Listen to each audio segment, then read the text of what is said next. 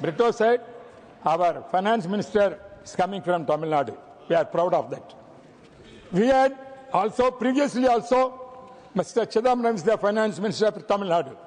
What kind of discrimination he did?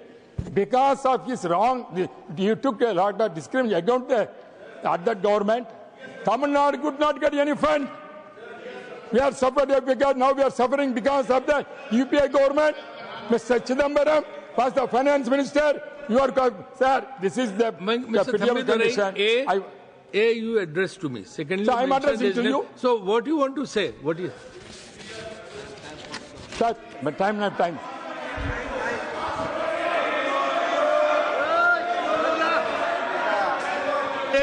Against Tamil Nadu.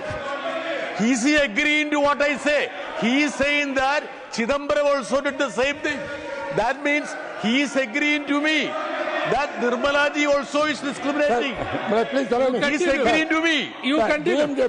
DMK promised waiving of loans of interest for farmers, National Scheduled Banks Act. What have they done, sir? Nothing there. And also they said education loans. They missed it, the students.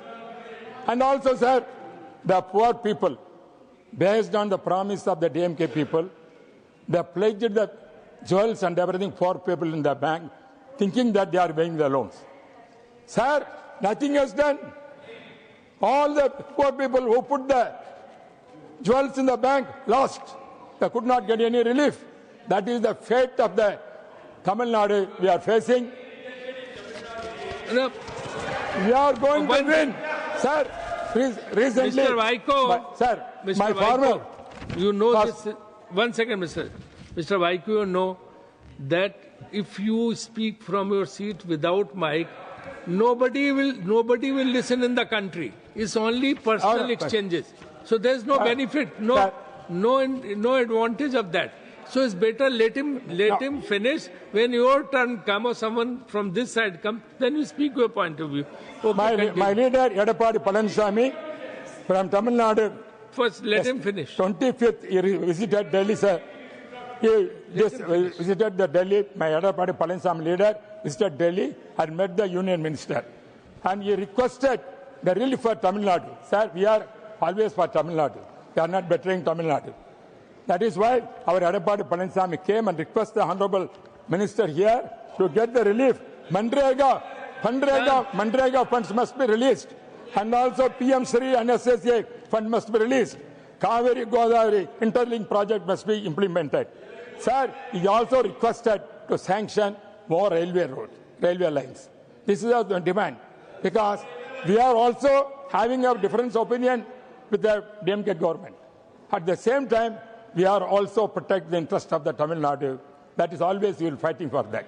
That is why I told once again, our minister, she is from a woman, as a lady, has come from Tamil Nadu for a long time present in many budgets.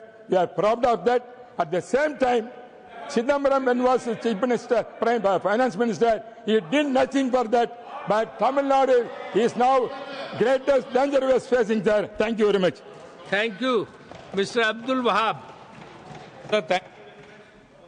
Opportunity. First of all... 3 minutes. You have to be very precise. 3 minutes. You can give me 6 minutes. Praful Patel talk 11 minutes from... BJP time diyo na humko. BJP ka time diyo. I will congratulate your, what you call, Finance Minister from Tamil Nadu. I'll congratulating for what? For giving us little salary more. Little. 24%. It should be a double, actually. Why? Because these people, our communist people, they are cutting 1 lakh rupees from their as levy. What will they get? 24,000? So you increase something more. Our left people, they are getting very less salary. So again, I request Madam to enhance the MP Lads Fund. Madam is listening, not just like you. Madam is listening. Don't respond to him. Even PM is listening. So MP Lads Fund 5 to 10 crores at least. But the inflation, what happened and all. Before, when I came here as a member of parliament 20 years back, 2004, one classroom can be built with 50,000 rupees. Now one classroom, the cost is 5 lakh rupees in Kerala. So this is the way the escalation. So I ask our finance minister to escalate MPLAD fund. And again, there is in Kerala mushrooming of these NBFCs, banks, mini banks and all. And they are showing big profits, thousands of crore. Why? Gold loan. Everybody is giving this on gold loan, and after 6 months you can see the auction notice. So what is happening is completely, even the cooperative banks also, big advertisements in 2-3 pages, full pages, auctioning the properties which is given as this one security. So this is what is happening in Kerala. At least people are in problem, and don't think that everything is India is shining. During Vajpayee time, you remember that shining. At last, what happened? The same thing is going to happen. And startups, a number of startups coming, but 50% of them are closing down. Why it is? There should be a commission to be set up on this one to see why they are closing this one. And this one, GST, everybody is telling about GST, on everything GST. Even our Madam Renugaji was telling even about the coffin is GST. I request at least people, one of our member from ruling side was telling everywhere it is car, in all the houses there is car, but to buy a old car, they are putting now 18% GST to buy an old car, used car. This is the situation that what is happening. I am noting much of your time, you are looking at me, but as Mr. Praful Patel was speaking, nobody was interfering. Everything was given from BJP's time. You got enough time, you can also give me enough time. Mr. Our minister, Kerala minister is there. George Kurian is there. Yeah, he can give me some 5 minutes more to tell some good thing about it. So, even though the minister is from Kerala or from Tamil Nadu, there is no point. Kerala is always in the south only. Always north is on the top, south is under. Whichever government comes, your government come, this government come, Kerala is always in the south only, the extreme south. So please consider holding India is everywhere north is ruling south. So please consider south Kerala also, and especially North Kerala. Thank you very much. Thank you. Thank you, Vapsa. Arun Singh ji.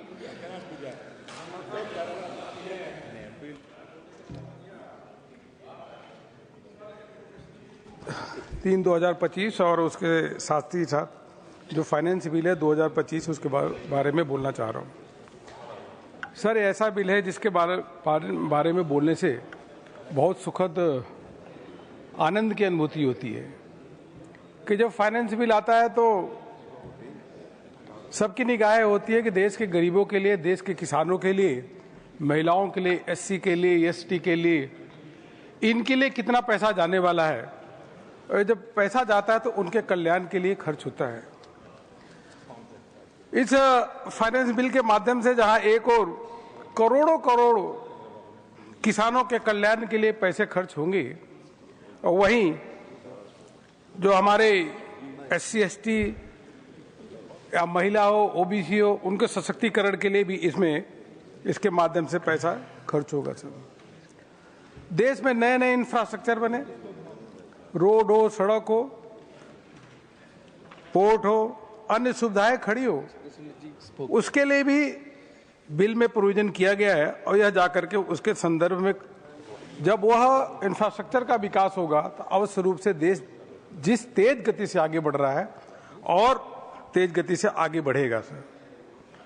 Sir, अब जब finance bill आता है, budget आता है, तो उसमें लोगों को बड़ी खुशी और आनंद की अनुभूति होती है, क्योंकि पिछले 10 सालों में देखें 2014 से पहले और आज के दिन में तो बहुत सारा परिवर्तन आपको देखने का मिलेगा। पहले देश में निराशा का वातावरण था, स्कैम्स होते थे, बजट का पैसा घोटालों में चला जाता था, गरीबों तक पहुंचता नहीं था, मंत्री से लेकर अधिकारी जेल जाते थे। तो देश के लोगों को बहुत निराशा 10 वर्ष पहले थी कि यह बजट में जो प्रोविजन किया गया है, जो फाइनेंस बिल आया है, वो अभी हमारे हित के लिए खर्चा होगा कि नहीं होगा, बहुत बड़ी आशंका थी। और यह आशंका इस बात की भी एंडोर्समेंट करती थी जब इसी देश के एक प्रधानमंत्री ने कहा था कि जब हम 1 रुपए भेजते हैं तो 85 पैसा जो है वह लीकेज हो जाता है, केवल 15 पैसे ही गरीबों के पास पहुंचता है। लेकिन आज दावे के साथ हम कह सकते हैं कि मोदी जी के द्वारा भेजा गया पैसा, अगर हम 63,500 करोड़ रुपए इस बजट के बाद इस फाइनेंस बिल के माध्यम से किसानों को भेजेंगे, या 3,46,00,000 रुपए डायरेक्ट किसानों के अकाउंट में अभी तक भेजा गया पीएम सम्मान निधि के अंतर्गत, या अन्य योजनाओं के माध्यम से गरीबों को, किसानों को, महिलाओं को भेजा गया है, तो उसमें 1 रुपए का भी घोटाला नहीं हुआ है, 1 रुपए का लीकेज नहीं है, 100% उनके पास गया है। इसलिए जब अब बजट आता है, जब अब फाइनेंस बिल आता है, तो लोगों को बड़ी खुशी होती है कि अब हमारे लिए इसमें बहुत सारे पैसा सरकार लेकर के आ रही है और खर्च करेगी। सर, पहले के समय में 2G, 3G और कोल स्कैम, शारदा चिट फंड घोटाला, लैंड फाजाब, अगस्ता वेस्टलैंड, अनेकों घोटाले होते थे। लेकिन आज मैं कह सकता हूं कि प्रधानमंत्री मोदी जी के नेतृत्व में 11 साल चलने वाली सरकार, चाहे वह गुजरात के मुख्यमंत्री रहे हो, चाहे देश के प्रधानमंत्री के रूप में 11 वर्ष से काम कर रहे हैं, 1 रुपए का भी आरोप नहीं लगा, तो उनका नाम है प्रधानमंत्री नरेंद्र मोदी जी। इसीलिए लोगों को खुशी और प्रसन्नता होती है कि यह जो बजट आया है, यह जो फाइनेंस बिल है, इसके माध्यम अप्रोप्रिएशन बिल है, इसके माध्यम से लोगों को अनेकों लाभ मिलने वाला है। सर, फाइनेंस बिल के माध्यम से जब बजट अनाउंसमेंट होता है, तो फाइनेंस बिल के माध्यम से चाहे डायरेक्ट टैक्स हो, चाहे इनडायरेक्ट टैक्स हो, उसमें बहुत सारे सेक्शंस में उसको चेंज करना पड़ता है, अमेंडमेंट करना पड़ता है, जिससे कि वह जिसको हम लाभ देना चाहते हो इफेक्टिवली उनको लाभ दे सके। तो इसलिए इस में देखेंगे तो पूरा फाइनेंस बिल में बहुत सारे सेक्शन डायरेक्ट टैक्स के, इनडायरेक्ट टैक्स के हैं, इसमें बहुत सारे चेंजेस इसमें हुए हैं। सब मध्यम वर्ग की बात अब सब, चूंकि सब लोगों ने बोल ही दिया, लेकिन इतना जरूर कहूंगा, मध्यम वर्ग, जो मध्यम वर्ग की आशा आकांक्षा अगर कोई इनकी होती है तो केंद्र सरकार पे होती है, सरकार पे होती है, क्योंकि मध्यम वर्ग ये जानता है कि हम बिल्कुल मेहनत करके कमाई करते हैं तो हमको टैक्स अधिक न देना पड़े। पहले सीमा 2 लाख थी, फिर 5 लाख, पिछले साल 7 लाख। लोगों को ये लग रहा था कि 9 लाख की सीमा होगी, ऐसा लोगों को अनुमान लग रहा था। लेकिन जैसे 12 लाख का अनाउंसमेंट हुआ, पूरे देश में करोड़ों मध्यम वर्ग के लोगों ने तालियां बजाना शुरू कर दिया, और तो और उनके बच्चों ने भी तालियां बजाई कि उनके लिए भी और अधिक पैसा खर्च होगा। और 12 लाख करोड़ रुपए स्टैंडर्ड डिडक्शन अगर लगा देंगे तो 12,75,000, यह अगर महीने में देखें सर, तो मध्यम वर्ग को 80,000 रुपए का लाभ, मतलब 7,000 रुपए का हर महीने, 7,000 रुपए का हर महीने उसको लाभ मिल रहा है, जिसके माध्यम से वो घर में खर्च कर सकता है सर। उसी प्रकार से रेंट, जो अगर किसी के पास मकान है, मकान पे अगर किराए पे देता है तो 2,40,000 मतलब 20,000 रुपए लगभग महीने पे टीडीएस कटता था। अब वो टीडीएस कटने के कारण वह उसकी आमदनी इतनी नहीं होती थी, वो जाकर के रिफंड के लिए अप्लाई करता था, फिर रिफंड उसके पास मिलता था, मतलब फिर उसके बाद रिफंड आता था। लेकिन इस जो फाइनेंस बिल में है, इसमें 2,40,000 की जगह 4,05,000 नहीं, 2,40,000 जाएंगे, सीधे 6 लाख रुपए कर दिया गया। 6 लाख रुपए तक कोई टैक्स नहीं कटेगा, मतलब 50,000 रुपए अगर आपको रेंटल इनकम आ रही है तो no income tax will be deducted. The same way with the senior citizen also. Sir, senior citizen का सम्मान अगर कोई करता है, करना तो सबको ही चाहिए, लेकिन सरकार के माध्यम से अगर कोई करता है तो सामने प्रत्यक्ष रूप में दिखता भी है कि यह मोदी सरकार ही करती है। क्योंकि इससे पहले अगर देखें तो आयुष्मान भारत का जो कार्ड, आयुष्मान भारत की योजना के माध्यम से यह अनाउंसमेंट हुआ कि जो सीनियर सिटीजन 70 साल से ऊपर के लोग हैं, उनको 5 लाख की जगह 10 लाख रुपए का उनको आयुष्मान भारत का कार्ड मिलेगा। करोड़ों जो सीनियर सिटीजन है उसका लाभ मिला। और इस फाइनेंस बिल में भी देखिए ये इसलिए चेंज लिया गया है कि जो सीनियर सिटीजन है वो नेचुरली वो अपना जमा पूंजी किसी बैंक में रखेगा, उसके ब्याज आएगा। अब पहले 50,000 रुपए पे ही उसका टीडीएस कट जाता था और 50,000 रुपए पे टीडीएस कटने के बाद वो फिर उस पैसे को रिफंड कैसे मांगे। लेकिन उनकी पीड़ा करोड़ों करोड़ों सीनियर सिटीजन जो बैंक में पैसा रखते थे, जिनके ऊपर इंटरेस्ट मिलता था, उस पर टीडीएस कटता था, सरकार ने कहा नहीं भाई 1 लाख रुपए तक इसकी छूट कर दो। वैसे तो एक बात है कि यूपीए के समय में तो जो टैक्स जाता था सामान्य व्यक्ति को, उसको पैसे को रिफंड लेने के लिए उसको खुद पैसा खर्च करना पड़ता था, क्योंकि यूपीए के समय में एवरेज प्रोसेसिंग टाइम रिटर्न की होती थी 91 दिन के अंदर रिटर्न प्रोसेस होती थी। अभी मोदी जी का समय है, आप रिटर्न फाइल करो, maximum to maximum average processing time from 91 days it has come down to 16 days, मतलब 15 दिन के अंदर आपका सब असेसमेंट होकर के आ जाएगा। यह बहुत बड़ी इसके माध्यम से देन है। सर एनएसएस में पहले ही अगस्त में कर दिया गया कि एनएसएस में जो विड्रॉल होगा उसमें भी कोई टैक्स नहीं लगेगा। उसी प्रकार से जो टीसीएस रेमिटेंस है, जो पढ़ाई के लिए हम रेमिटेंस करते हैं, उसके लिए भी अमाउंट बढ़ाया गया। कुछ लोग बोल रहे थे कि अभी मैं सुन रहा था कि भैया ये जो 12 लाख किया है तो लाख लोगों को लाभ मिलेगा, इसके अधिक लोगों को, बहुत कम लोग ऐसे हैं। अब आप बताइए, जब 8.5 करोड़ लोगों से अधिक इनकम टैक्स के लोग रिटर्न डालते हैं, 8.5, उसमें बहुत सारे लोग तो एग्जेम्प्टेड होंगे, उसको लेंगे तो 10 करोड़। तो जब इतने करोड़ों लोग रिटर्न डालते हैं इनकम टैक्स रिटर्न, तो यह जो लिमिट बढ़ाई गई है ये लाख नहीं, ये कई करोड़ों लोगों को इसका लाभ मिलेगा और मिल रहा है। इसलिए वो प्रधानमंत्री जी की जय जयकार करते हुए एक तरफा जहां भी हो उनका समर्थन करते हैं। और तो जो रैली में माननीय प्रधानमंत्री जी जहां जाते हैं, हम देखते हैं कि इतने मिडिल इनकम के लोग, मध्यम वर्ग के लोग आते हैं। कल्पना हम मतलब हम लोगों को मेहनत ही नहीं करनी पड़ती है, अपने आप आ जाते हैं। तो यह इस बात का प्रतीक है कि वह मोदी सरकार मध्यम वर्ग की बहुत बड़ी हितैषी है।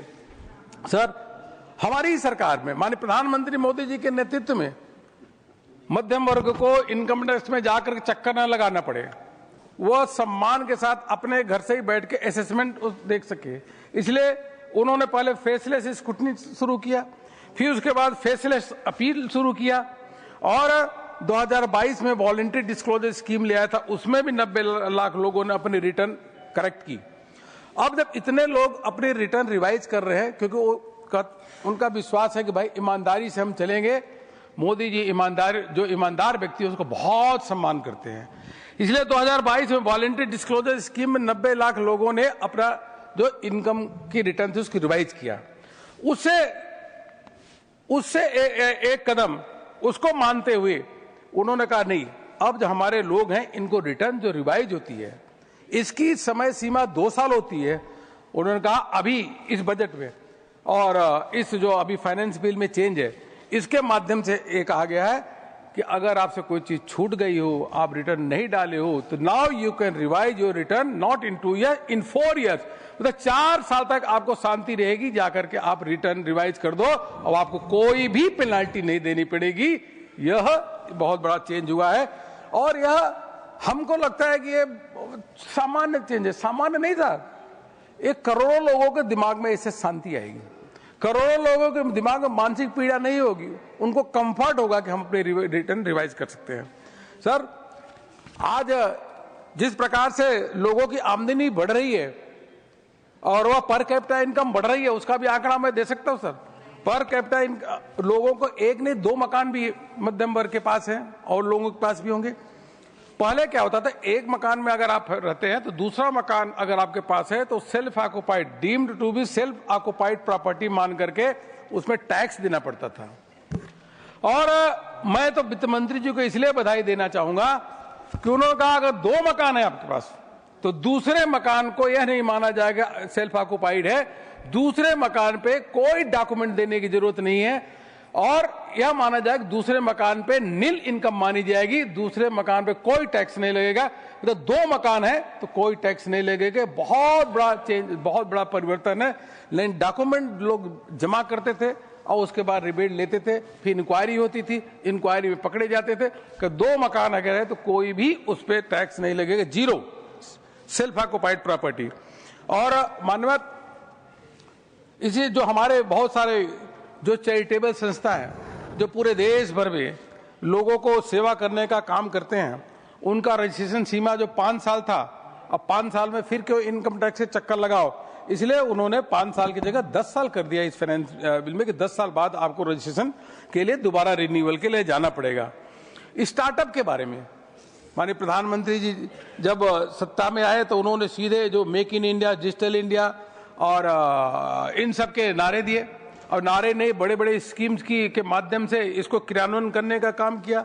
जो यंग, क्योंकि भारत में सबसे अधिक युवा अगर कहीं रहता है तो विश्व का भारत भी रहता है, टैलेंट पूल है। और जो 452 स्टार्टअप हुआ करते थे यूपीए के समय में, 452 यूपीए के समय में जो स्टार्टअप थे, वह कल्पना करिए 1,59,000 स्टार्टअप, 1,59,000 स्टार्टअप। यह भारत के युवाओं की प्रतिभा तो देखिए, वो किस प्रकार का इनोवेशन कर रहे हैं। और उसी को आधार बनाते हुए इस बिल में कहा गया कि नहीं, जो अब जो स्टार्टअप की सीमा जो है, अब डेट है, उस स्टार्टअप के जो हम एग्जेम्पशन देते हैं, उस स्टार्टअप की एग्जेम्पशन बेनिफिट के लिए हम 1/4/30 मतलब 5 साल की डेट और हम बढ़ा दे रहे हैं, जिससे और युवा रजिस्ट्रेशन करा के लाभ ले सके। यह विजनरी प्राइम मिनिस्टर है। तो दूरदृष्टि, अगर दूरदृष्टि देखना हो तो हमारे प्रधानमंत्री जी में देख सकते हैं। और माननीय, अब मैं 1-2 बातें आपके समझ कहूंगा। अभी जो चिदम्बरम जी तो नहीं है, हर बार बोल के निकल जाते भगवानी मालिक है सर। ये उनके भाषण में मैं सुन रहा था कि कह रहे थे कि जो हमारे फिजिकल डेफिसिट है, निर्मला जी 4.8%, इससे कम क्यों नहीं ले आ रही हैं। मैं बताना चाहूंगा सर, हमारी तो 4.8 है, इतना स्पेंडिंग करने के बाद भी है।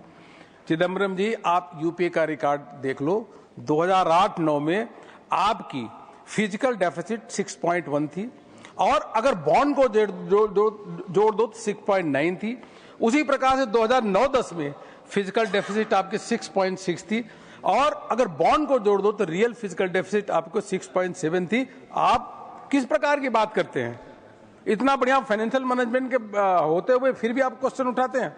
और इसी प्रकार से रेवेन्यू डेफिसिट 2008-9 में आपके 4.6 थी, 6.3 थी, अब तुम्हारा बहुत कम है। तो ये इस प्रकार से बातें करते हैं सर। सारे बात करते हैं कि जीटीआर टू जीडीपी, ऐसे ऐसे कंपेयर करते हैं। भगवानी मालिक है, कौन समझाए। अरे आप बताइए भाई, जब आपके समय में कुल मिलाकर के 16 लाख करोड़ रुपए ही आप खर्च करते थे, 16 लाख करोड़ रुपए किसानों के लिए, गरीबों के लिए, इंफ्रास्ट्रक्चर के लिए, यह मोदी जी है। आप 16 लाख करोड़ खर्च करते तो 2013-14 में, यह मोदी जी है 51 लाख करोड़ रुपए खर्च करते। कल्पना करिए किस प्रकार की बातें करते हैं सर। इनके समय में जब आप बात कर रहे थे कि एक्सपोर्ट इंपोर्ट का, बहुत सारे लोगों ने बताया सर, एक्सपोर्ट इंपोर्ट में जब यूपीए की सरकार थी 4.8% माइनस करेंट अकाउंट डेफिसिट था। अब हमारे समय में 1.2% हुआ। इसका कारण क्या है? मोबाइल में आज 1,26,000 करोड़ के मोबाइल एक्सपोर्ट कर रहे हैं। डिफेंस के 21,000 करोड़ रुपए के डिफेंस इक्विपमेंट एक्सपोर्ट कर रहे हैं। जब एक्सपोर्ट हम करेंगे तो शुद्ध रूप से हमारा करंट अकाउंट डेफिसिट कम होगा, और वही भारत की सुदृढ़ स्थिति बताती है। सर, कैपिटल एक्सपेंडिचर यूपीए के समय 2013-14 में यह देखें तो पूरा जो था कैपिटल एक्सपेंडिचर, टोटल एक्सपेंडिचर का यह जो था यह 16% था। 16% कैपिटल एक्सपेंडिचर में खर्च करते थे। हमारी सरकार में अगर टोटल एक्सपेंडिचर का कैपिटल एक्सपेंडिचर देखेंगे तो 28% खर्च करने का काम हमारी सरकार कर रही है। तभी जाकर के सड़क से लेकर के रेलवे से लेकर के पोर्ट और एयरपोर्ट सब देखने को मिल रहा है। सर, जब यूपीए की सरकार थी 2004-14 से, तो उस समय सर 10 सालों में अगर देखिए तो इन्होंने सोशल और रूरल जो मिनिस्ट्री है उसको जो पैसा जाता तो खर्च ही नहीं करते थे, और कुल मिलाकर के 6.4% अनस्पेंड फंड, मतलब वो गरीबों के लिए जो पैसा जाता तो खर्च नहीं करते थे 10 सालों में। 6.4%, 94,000 करोड़ रुपए इन्होंने खर्च ही नहीं किया। ये हमारी सरकार पूरा पैसा खर्च करती है, 1% से भी कम पैसा बचता है, पूरा का पूरा पैसा खर्च करने का काम करती है। आज हमारा इन्फ्लेशन रिकॉर्ड है, आज हमारा इन्फ्लेशन इनके समय डबल डिजिट था, अभी हमने देखा फरवरी का इन्फ्लेशन 3.6 आ गया। और भारत की जीडीपी अभी जो 6.5% है, विश्व की सबसे अधिक तेज गति से 3 सालों में सबसे तेज गति से चलने वाली अर्थव्यवस्था है, तो भारत की है, आगे भी यही स्थिति रहेगी। फूड ग्रेन का उत्पादन आज $330 मिलियन हो गया। सर, आज हमारा फॉरेक्स रिजर्व इनके समय में $303 बिलियन था, आज $704 बिलियन हो गया। उसी $704 बिलियन, बहुत अधिक बढ़ गया। और सर, आज स्थिति यह है, पहले इनके समय में जाके फॉरेन में, आज वो ट्रंप की बातें कर रहे थे कि ट्रंप आ गए तो टैरिफ वार में ये होगा वो होगा, ट्रंप से डर गए, किस प्रकार की बातें करते हैं। अरे प्रधानमंत्री मोदी जी, सुन लो, ये प्रधानमंत्री मोदी जी है, 21 राज्यों ने सर्वश्रेष्ठ सबसे अधिक नागरिक पुरस्कार, सर्वोच्च नागरिक पुरस्कार दिया है, तो प्रधानमंत्री नरेंद्र मोदी जी की दिया है। यह फॉरेक्स रिजर्व है, ये एफडीआई का इनफ्लो है, यह सब डाटा बताता है कि हमारी बाहर में क्रेडिबिलिटी किस प्रकार से अच्छी है। आपके समय तो मेरे को मालूम है चिदम्बरम जी वित्त मंत्री थे, फॉरेन में जाकर के रोड शो किए पैसा ले आने के $10 बिलियन के, और $2.5 बिलियन भी नहीं मिला। कितना पैसा खर्च कर दिया, वो पुरानी याद मत दिलाई, अगर पुरानी याद दिलाएंगे तो बहुत अधिक कष्ट होगा। सर, यह सरकार, प्रधानमंत्री मोदी जी हैं जो स्केल और स्पीड पे काम करते हैं। सर, किस प्रकार से तेजी से विकास किया जाए। सर, मैं बहुत डिटेल में जरा इसके लिए नहीं जाऊंगा, क्योंकि फाइनेंस बिल में के एप्रोप्रिएशन बिल के माध्यम से बहुत सारा पैसा इसके लिए रखा गया और तेज गति से काम होगा। सर, लेकिन फिर भी फटाफट आधे सेकेंड में पढ़ लेता हूं। सर, एयरपोर्ट 74 थे, अब 114, मेट्रो 5 थे, अब 20 हो गए। सर, रोड पर 12 किलोमीटर बनती थी, अब 28 किलोमीटर पर डे के हिसाब से बनने लगी। सर, जन औषधि केंद्र पर 80 थे, अब 15,000 बन गए। सर, 15,000 से अधिक हो गए। सर, आयुष्मान भारत 36 करोड़ से अधिक लोगों को मिल गया। सर, जल जीवन मिशन पहले 3 करोड़ 2 लाख घरों में पानी पीने का पहुंचा था, अब 14 करोड़ घरों में पीने का पानी पहुंच गया। सर, पीएम सूर्य घर योजना के माध्यम से 10 लाख घरों में ऑलरेडी सूर्य घर योजना के माध्यम से लाभ मिल गया। सर, एग्रीकल्चर का जहां तक है 7.3 लाख का पूरा क्रेडिट होता था, 25 लाख से ऊपर हो गया। सर, पीएम आवास योजना 4 करोड़ से अधिक लोगों का घर बन गया। सर, अगर मैं यह सब सुनाने लगूं कि मेडिकल कॉलेज लगे, आईआईटी, आईएम 3 गुना से 4 गुना की इनकी वृद्धि हुई है, तो यह इसीलिए तो हुआ कि सरकार जब 50 लाख करोड़ रुपए खर्च कर रही है, 40 लाख करोड़ खर्च करे, उसके माध्यम से ही यह देश का विकास हो रहा। सर, आज सभी भारतवासियों इंक्लूडिंग अगर कांग्रेस के लोगों से पूछो, घर में भी जाकर के, अगर उस सड़क पे मेरठ जाते होंगे, जयपुर जाते होंगे, परिवार के साथ लेके जाते होंगे, अगर बंगलोर से अगर उधर मैसूर जाते होंगे, जैसे है अब सड़कों में जाते हैं परिवार के साथ, तो आनंद लेते हैं। मोदी जी को घर से भी धन्यवाद देने का काम करते हैं, लेकिन संसद में आके क्रिटिसाइज करते हैं। ऐसा मत करो भैया, जो सही काम है उसकी तारीफ करो। बहुत बहुत धन्यवाद। Sir, Priyanka Chaturvedi. Thank you so much, Vice Chairperson sir. Sir, ये मैं पिछले भाषण में भी मैं बता चुकी हूँ, महाराष्ट्र में जो हर 100 रुपया टैक्स कलेक्ट होता है, महाराष्ट्र को जो वापस मिलता है करीब सिर्फ 7 रुपये मिलता है। हमें इस बात का दुख नहीं है कि हमें सिर्फ 7 रुपये मिल रहे हैं वापस, जो 100 रुपये हम भेज रहे हैं हमें 7 रुपये मिल रहे हैं। हमें खुशी इस बात की होती है कि महाराष्ट्र का एक बहुत इंपॉर्टेंट जो टैक्स कलेक्शन रेवेन्यू है, बाकी सारे राज्यों में भी विकास को लेकर प्रतिबद्ध हैं हम सब। पर अगर आज हम महाराष्ट्र की वास्तविक स्थिति बताएंगे तो हमें कहीं ना कहीं अब लगता है कि क्यों हमारे साथ बार बार ये अन्याय किया जाता है। पिछले साल 2000 से ज्यादा हमारे किसानों ने आत्महत्या की है, सिर्फ महाराष्ट्र में ही एक साल में। महिलाओं को इलेक्शन के समय 2100 रुपए का वादा किया गया था, इलेक्शन गया, वादा खत्म, 1500 रुपए जो कहा था वो भी अब तक देने में उनको विफलता मिल रही है। करीब 17% ऐसे लोग हैं जो बिलो पॉवर्टी लाइन हैं, 17% महाराष्ट्र में। अनएम्प्लॉयमेंट जो है 10% के दर से ऊपर है, और जो सैलरीड एम्प्लॉयज हैं वो भी घट गए हैं। मैडम, जब पुलिस जॉब्स की नौकरी का एड आता है तो उसमें लाखों की तादाद में लोग अप्लाई करते हैं, तो आप वास्तविक स्थिति समझ सकती हैं क्या है। सी लेवल के जॉब्स भी जो हैं उसमें लाखों की संख्या में एप्लीकेशंस आते हैं। तो यहाँ पर जब बजट हर बार पिछले मेरा तो ये 5 साल हो गए पार्लियामेंट में, महाराष्ट्र को लेकर हमेशा महाराष्ट्र को बजट में दरकिनार किया जाता है। क्या महाराष्ट्र से दिक्कत है मुझे समझ में नहीं आता है, पर मैं आपका ध्यान एक इंपॉर्टेंट मुद्दे पे रखना चाहूंगी, जो सेस एंड सरचार्जेस हैं। सेस एंड सरचार्जेस वो ऐसे कलेक्शन होते हैं सेंट्रल गवर्नमेंट के जो ग्रॉस टैक्स रेवेन्यू में से डिविजिबल पूल में नहीं आते हैं। 2010-11 में वो करीब कलेक्शन जो होता था 49,628 करोड़ था, वो 23-24 में 22-23 में 2.25 लाख करोड़ हो गया है, और वो हमारे डिविजिबल पूल में नहीं है, तो वो सिर्फ केंद्र सरकार ही उसको संभालती है और केंद्र सरकार खर्चा करती है। उसका जो शेयर था ग्रॉस टैक्स रेवेन्यू में 6.26% होता था पूरे ग्रॉस टैक्स रेवेन्यू में, बाकी सारा डिविजिबल पूल में जाता था। अब 14.5% हो गया है। 2020-21 में तो 20% तक भी चला गया था, इतना उनका टैक्स कलेक्शन होता है। खुद 15 फाइनेंस कमीशन ने इसके ऊपर कंसर्न जताया है। उन्होंने कहा है कि स्टेट्स को जो पैसा आता है उनके पास कम होता है, और उस वजह से ये जो सेस और सरचार्जेस बढ़ते जा रहे हैं उनका हिस्सा नहीं मिलता है। इस पे कंसर्न जताया है। सीएजी की रिपोर्ट ने मिस यूटिलाइजेशन भी कहा है सेस और सरचार्जेस को लेकर कि मिस यूटिलाइजेशन होता है, तो उसमें ट्रांसपेरेंसी नहीं है। मेरी बस एक ही मांग है कि सारे राज्यों के साथ इंसाफ होना चाहिए। ये जो सेस और सरचार्ज बढ़ते जा रहे हैं उस पर पाबंदी लगानी चाहिए, या तो रिस्ट्रिक्शंस लाएं, रैशनलाइजेशन लाएं, या उसको खत्म करें, और अगर खत्म नहीं कर सकते हैं तो उसको भी डिविजिबल पूल का एक हिस्सा बनाएं। बस इन्हीं शब्दों के साथ मैं अपनी बात खत्म करना चाहूंगी। जय हिंद, जय महाराष्ट्र। माननीय सदस्य श्री के.आर. सुरेश रेड्डी, आपका टाइम 5 मिनट है। धन्यवाद ma'am.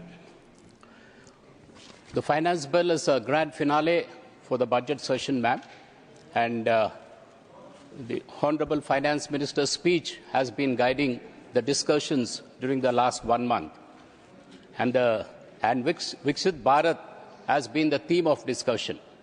Well, the goal of the government is Viksit Bharat. Year on year, the government has been coming out with various policies, programs to ensure that they reach the goal of Viksit Bharat. We are all very happy to support it. But what we like to caution the government is, don't gallop with blinkers on. Listen, see what the people are saying, what the states are asking for, which would be very important for you when you achieve the goal of Viksit Bharat in 2047. It should be a well-fed, well-settled India. Now, to achieve this, I have just 3 suggestions before the Honourable Minister. As the 16th Finance Commission is coming into play, and if you have all of us heard the discussions in the House, most of the Honourable members have been speaking of devolution of funds, ma'am.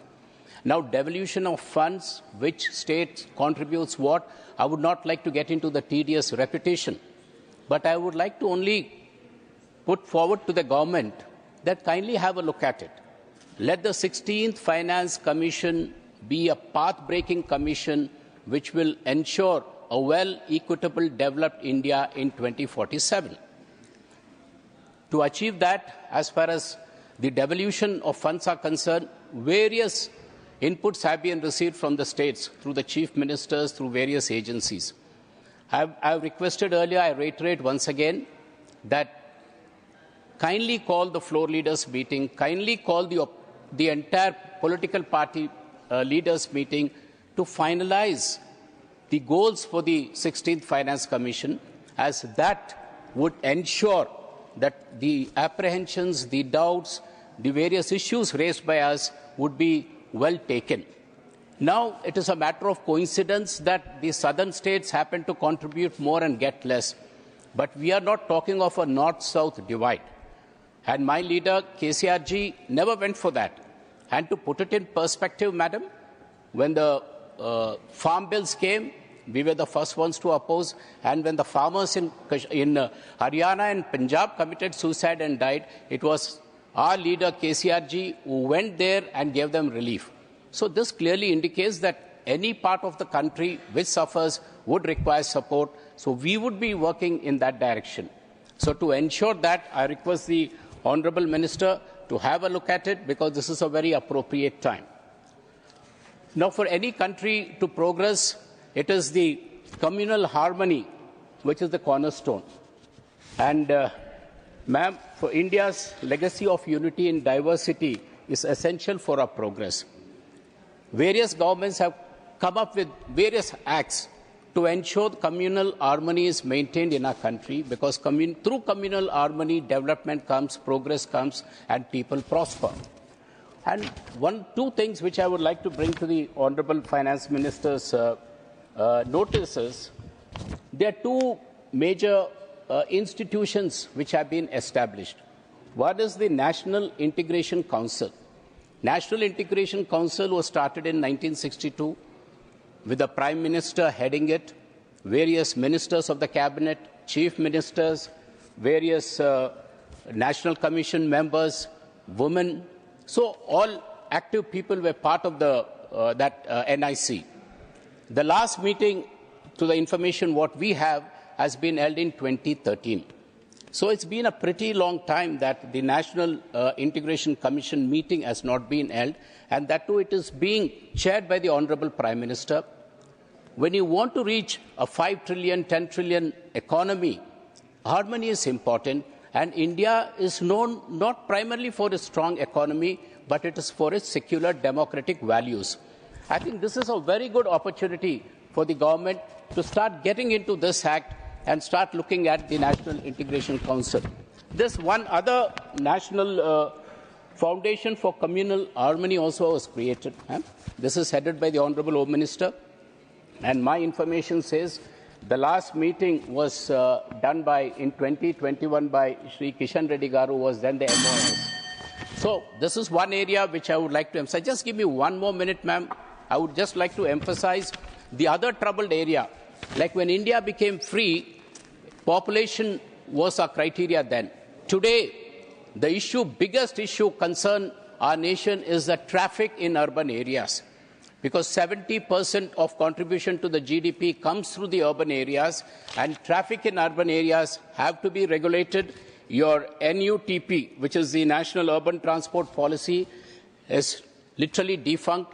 The Honourable Prime Minister and the Finance Minister need to look into it and ensure that the traffic hazards, because every year I was told that you're almost losing 2 lakh crores due to accidents. That is to various factors contributing to that 2 lakh crores, ma'am. So this is one area which the Honourable Finance Minister needs to look at. With paucity of time, I thank you for the opportunity, ma'am. Thank you. Thank you, Manya Sadasya. माननीय सदस्य श्री संजय सेठ जी। किस बात के लिए?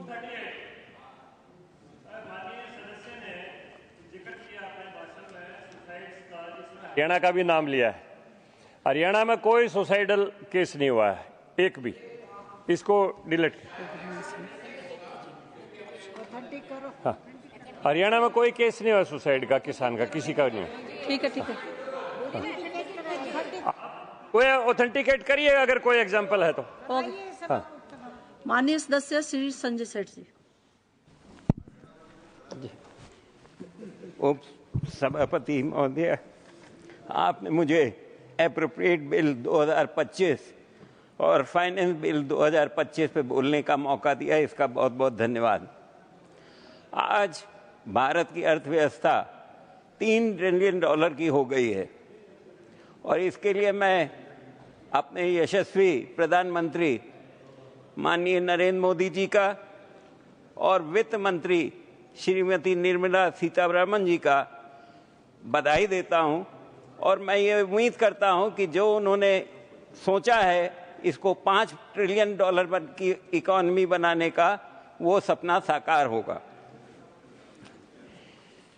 उपसभापति महोदय, विपक्षी नेताओं ने और उनकी पार्टियों ने ये हर बार टैक्स की बहुत सारी बातें की हैं। मैं उनको याद दिलाना चाहता हूं कि 1954 से लेके और 1986 तक जो हमारे यहाँ टैक्स की स्लैब्स थी वो एक 30-40 हज़ार रुपए छोड़ के उसके ऊपर 93.5% टैक्स पड़ता था। परंतु आज जो नई टैक्स की स्लैब्स हुई हैं उसके अंदर 12 लाख रुपए तक की पूरी छूट दी जा रही है और किसी की अगर इनकम 12,75,000 की है तो 75,000 का जो स्टैंडर्ड डिडक्शन है उसको भी जोड़ ले तो वो भी छूट में आ रहा है। तो इस तरीके से हमारे 93.5% की टैक्सेशन की बजाय आज हम लोग इस टैक्स पे पहुंच गए हैं। उपसभापति महोदय, कॉर्पोरेट टैक्स की अगर हम बात करें तो हम लोगों का इस साल 2004 से 2014 तक कॉर्पोरेट टैक्स का रेट करीबन 38.9% था और उसमें 400 ऐसी कंपनियां थीं जो इस टैक्स को न देके केवल 22% टैक्स देती थी। 5 लाख करोड़ रुपए का रेवेन्यू फॉरगॉन भी किया गया है इसमें। लेकिन आज जो कॉर्पोरेट टैक्स है वो हम इस साल का अगर देखें तो 12.40 लाख करोड़ रुपए का हो गया है, जो पहले 10.10 लाख करोड़ रुपए का था। अगर इस फाइनेंस बिल की अगर हम लोग बात करें तो इसके अंदर स्टार्टअप्स के लिए इनकॉर्पोरेशन पीरियड 5 साल बढ़ाया गया है। अब 1/4/2030 तक इस रजिस्टर्ड स्टार्टअप्स को फायदा मिलेगा।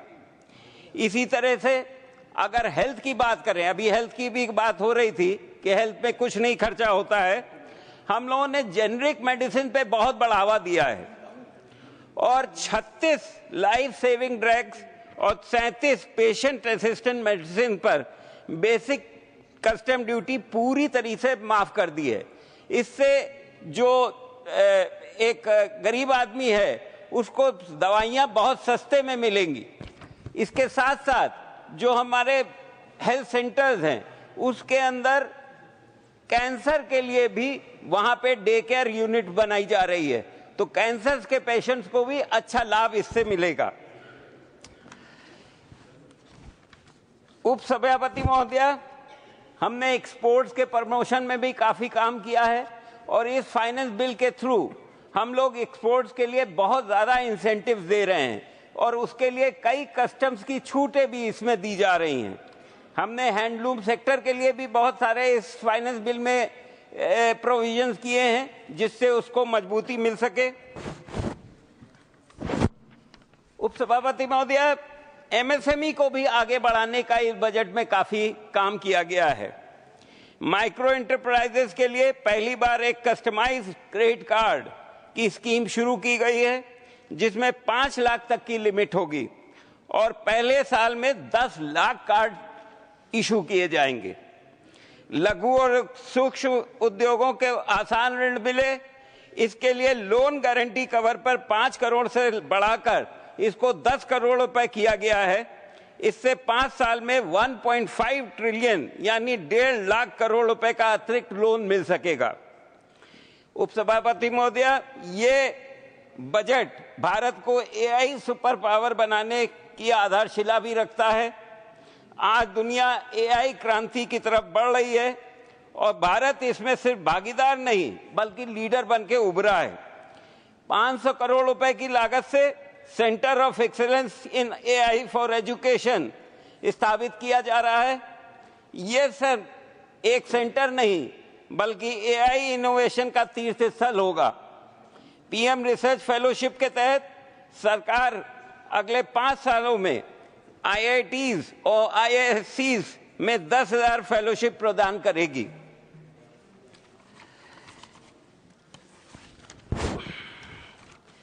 मेक इन इंडिया को बढ़ावा देने के लिए और ईज ऑफ डूइंग बिजनेस के तहत कस्टम ड्यूटीज में बहुत ज्यादा हम लोगों ने इस फाइनेंस बिल के थ्रू मदद की है, जिससे देश के अंदर मैन्युफैक्चरिंग का सेक्टर बहुत अच्छा मजबूती से काम करेगा।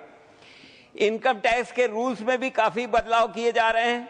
अभी एक हम लोगों के यहाँ नया इनकम टैक्स का एक पूरा बिल आ रहा है, जिसके लिए एक कमेटी बनी हुई है जो कमेटी इसके रूल्स को तय कर रही है, और बहुत जल्द ही इसका फायदा सारी जनता को मिल सकेगा।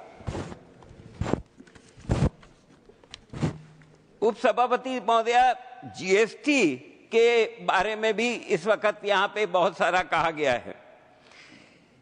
हम लोगों ने जिस तरीके का जीएसटी का दिया है उसके अंदर कई स्लैब्स होती हैं। तो स्लैब्स इसलिए होती हैं कि अगर एक गरीब को कोई चीज मिल रही है तो उस पर कम टैक्स हो, और कोई लग्जरी आइटम के ऊपर अगर कोई चीज खरीद रहा है तो उसके ऊपर ज्यादा टैक्स हो। तो इसमें इसी तरीके से इसकी स्लैब बनाई जाती है कि जिसमें गरीब को फायदा मिले। तो इस गरीब के फायदे के लिए जीएसटी किया जा रहा है। और जहां तक जीएसटी कलेक्शन का सवाल है, 2023-24 में हम लोग 20 लाख करोड़ रुपए पार कर गए थे, और फरवरी 2025 को एक महीने में हम लोग 1,84,000 करोड़ रुपया इसमें जीएसटी में हमें मिल रहा है। उपसभापति महोदया, रियल एस्टेट के ऊपर भी मैं कुछ बातें रखना चाहूंगा। रियल एस्टेट जो सेक्टर है वो एक पूरे जीडीपी का एक बहुत बड़ा कंट्रीब्यूटर होता है, और उसमें सबसे ज्यादा रोजगार भी दिए जाते हैं। इसमें हम लोगों ने जो इस बार कहा है कि हम लोग एक मकान की जगह 2 मकान हम उनको एक आम आदमी को खरीदने का मौका देंगे, और अब उसके ऊपर सेल्फ ऑक्युपाइड जो मकान होंगे उस पर कोई टैक्स नहीं होगा और उसका ऊपर कोई हिसाब नहीं लगेगा। रेंटल हाउसिंग के ऊपर भी काफी बढ़ावा दिया जा रहा है।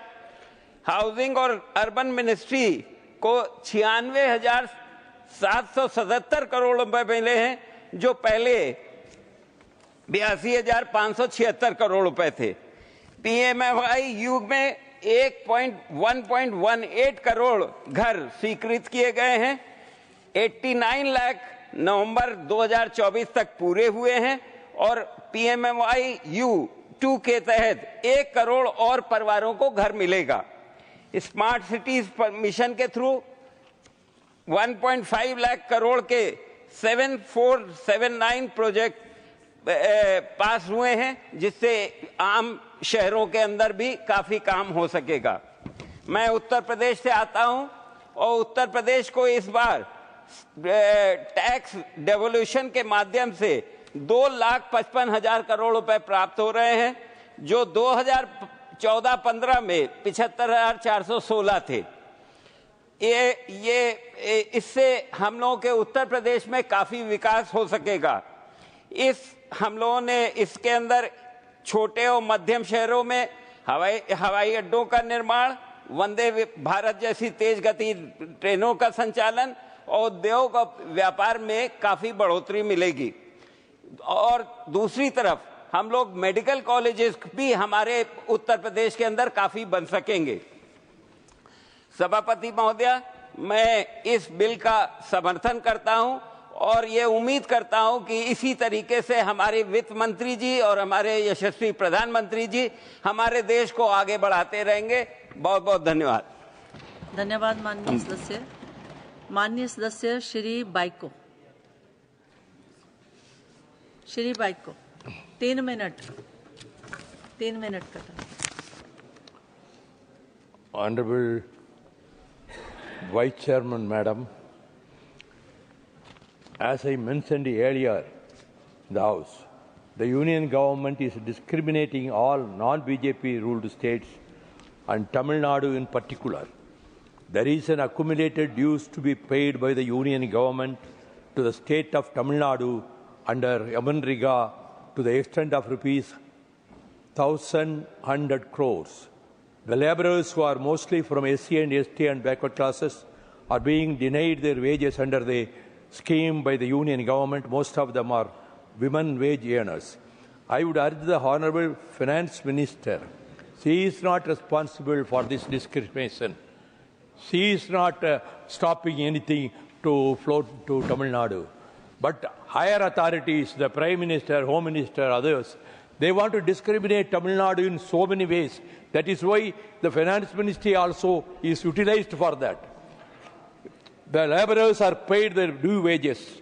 Similarly, the state government of Tamil Nadu has also sent the revised labor budget for 2024-2025 for approval, which the Honourable Minister may kindly approve. 15th Finance Commission term is coming to end, and the 16th Finance Commission is constituted under Article 280 of the Constitution. It is for determining the sharing of tax revenues between Union Government of India and states for 5-year period starting from 1st April 2026. Determining the principles for granting of the aid from the Consolidated Fund of India to states and implementation of various measures for augmenting the resources of Consolidated Fund to meet the requirements of panchayats and municipalities of states. The Finance Commission led by Sri Arvind Panagriya also visited Tamil Nadu and had a meeting with the officials of the state. I would urge upon the Union Government to ensure that the sharing of tax revenues to the state should not be reduced, and rather it should be increased to 50%. Further, for the loss of state tax revenue and cess, GST compensation paid earlier is not enough. They should consider giving special grants to the state of Tamil Nadu in view of the state being pioneer in all welfare schemes and providing social justice to the poor people, SC and ST. The BJP government is talking about a 3-language formula, and where the union government was to release a fund of rupees 2,152 crores. It is over. Please. Others have taken 20 minutes, 30 minutes, 25 minutes. Whoever sits in the chair, as far as I am concerned, I am victimized. Conclude करिए. आपका time हो गया. The BJP government is talking about a 3-language formula where the union government was to release a fund of rupees 2,152 crores. We have been asking for that, but they are considered like signing MOU for implementing 3-language formula. But it is our policy right from Arinyar Anna period that we would implement Tamil and English only as 2-language policy. This policy has made our young students to reach the heights in their career, not only in India, but all over the world. Thank you very much for ringing the bell.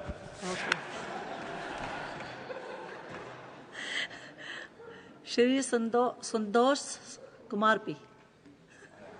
Madam Vice Chairman, we had raised a number of issues, concerns, points during the time of budget discussion. Not even a single point was accepted. Not even a single concern was addressed. And I am not expecting anything contrary to that this time also. But even then, we have to continue with our mission. We have to stand for the people of Kerala and the people of this nation. May I ask you, through the, Madam, one thing. During these 10 years of NDA rule, have you ever accepted at least one suggestion from the opposition side?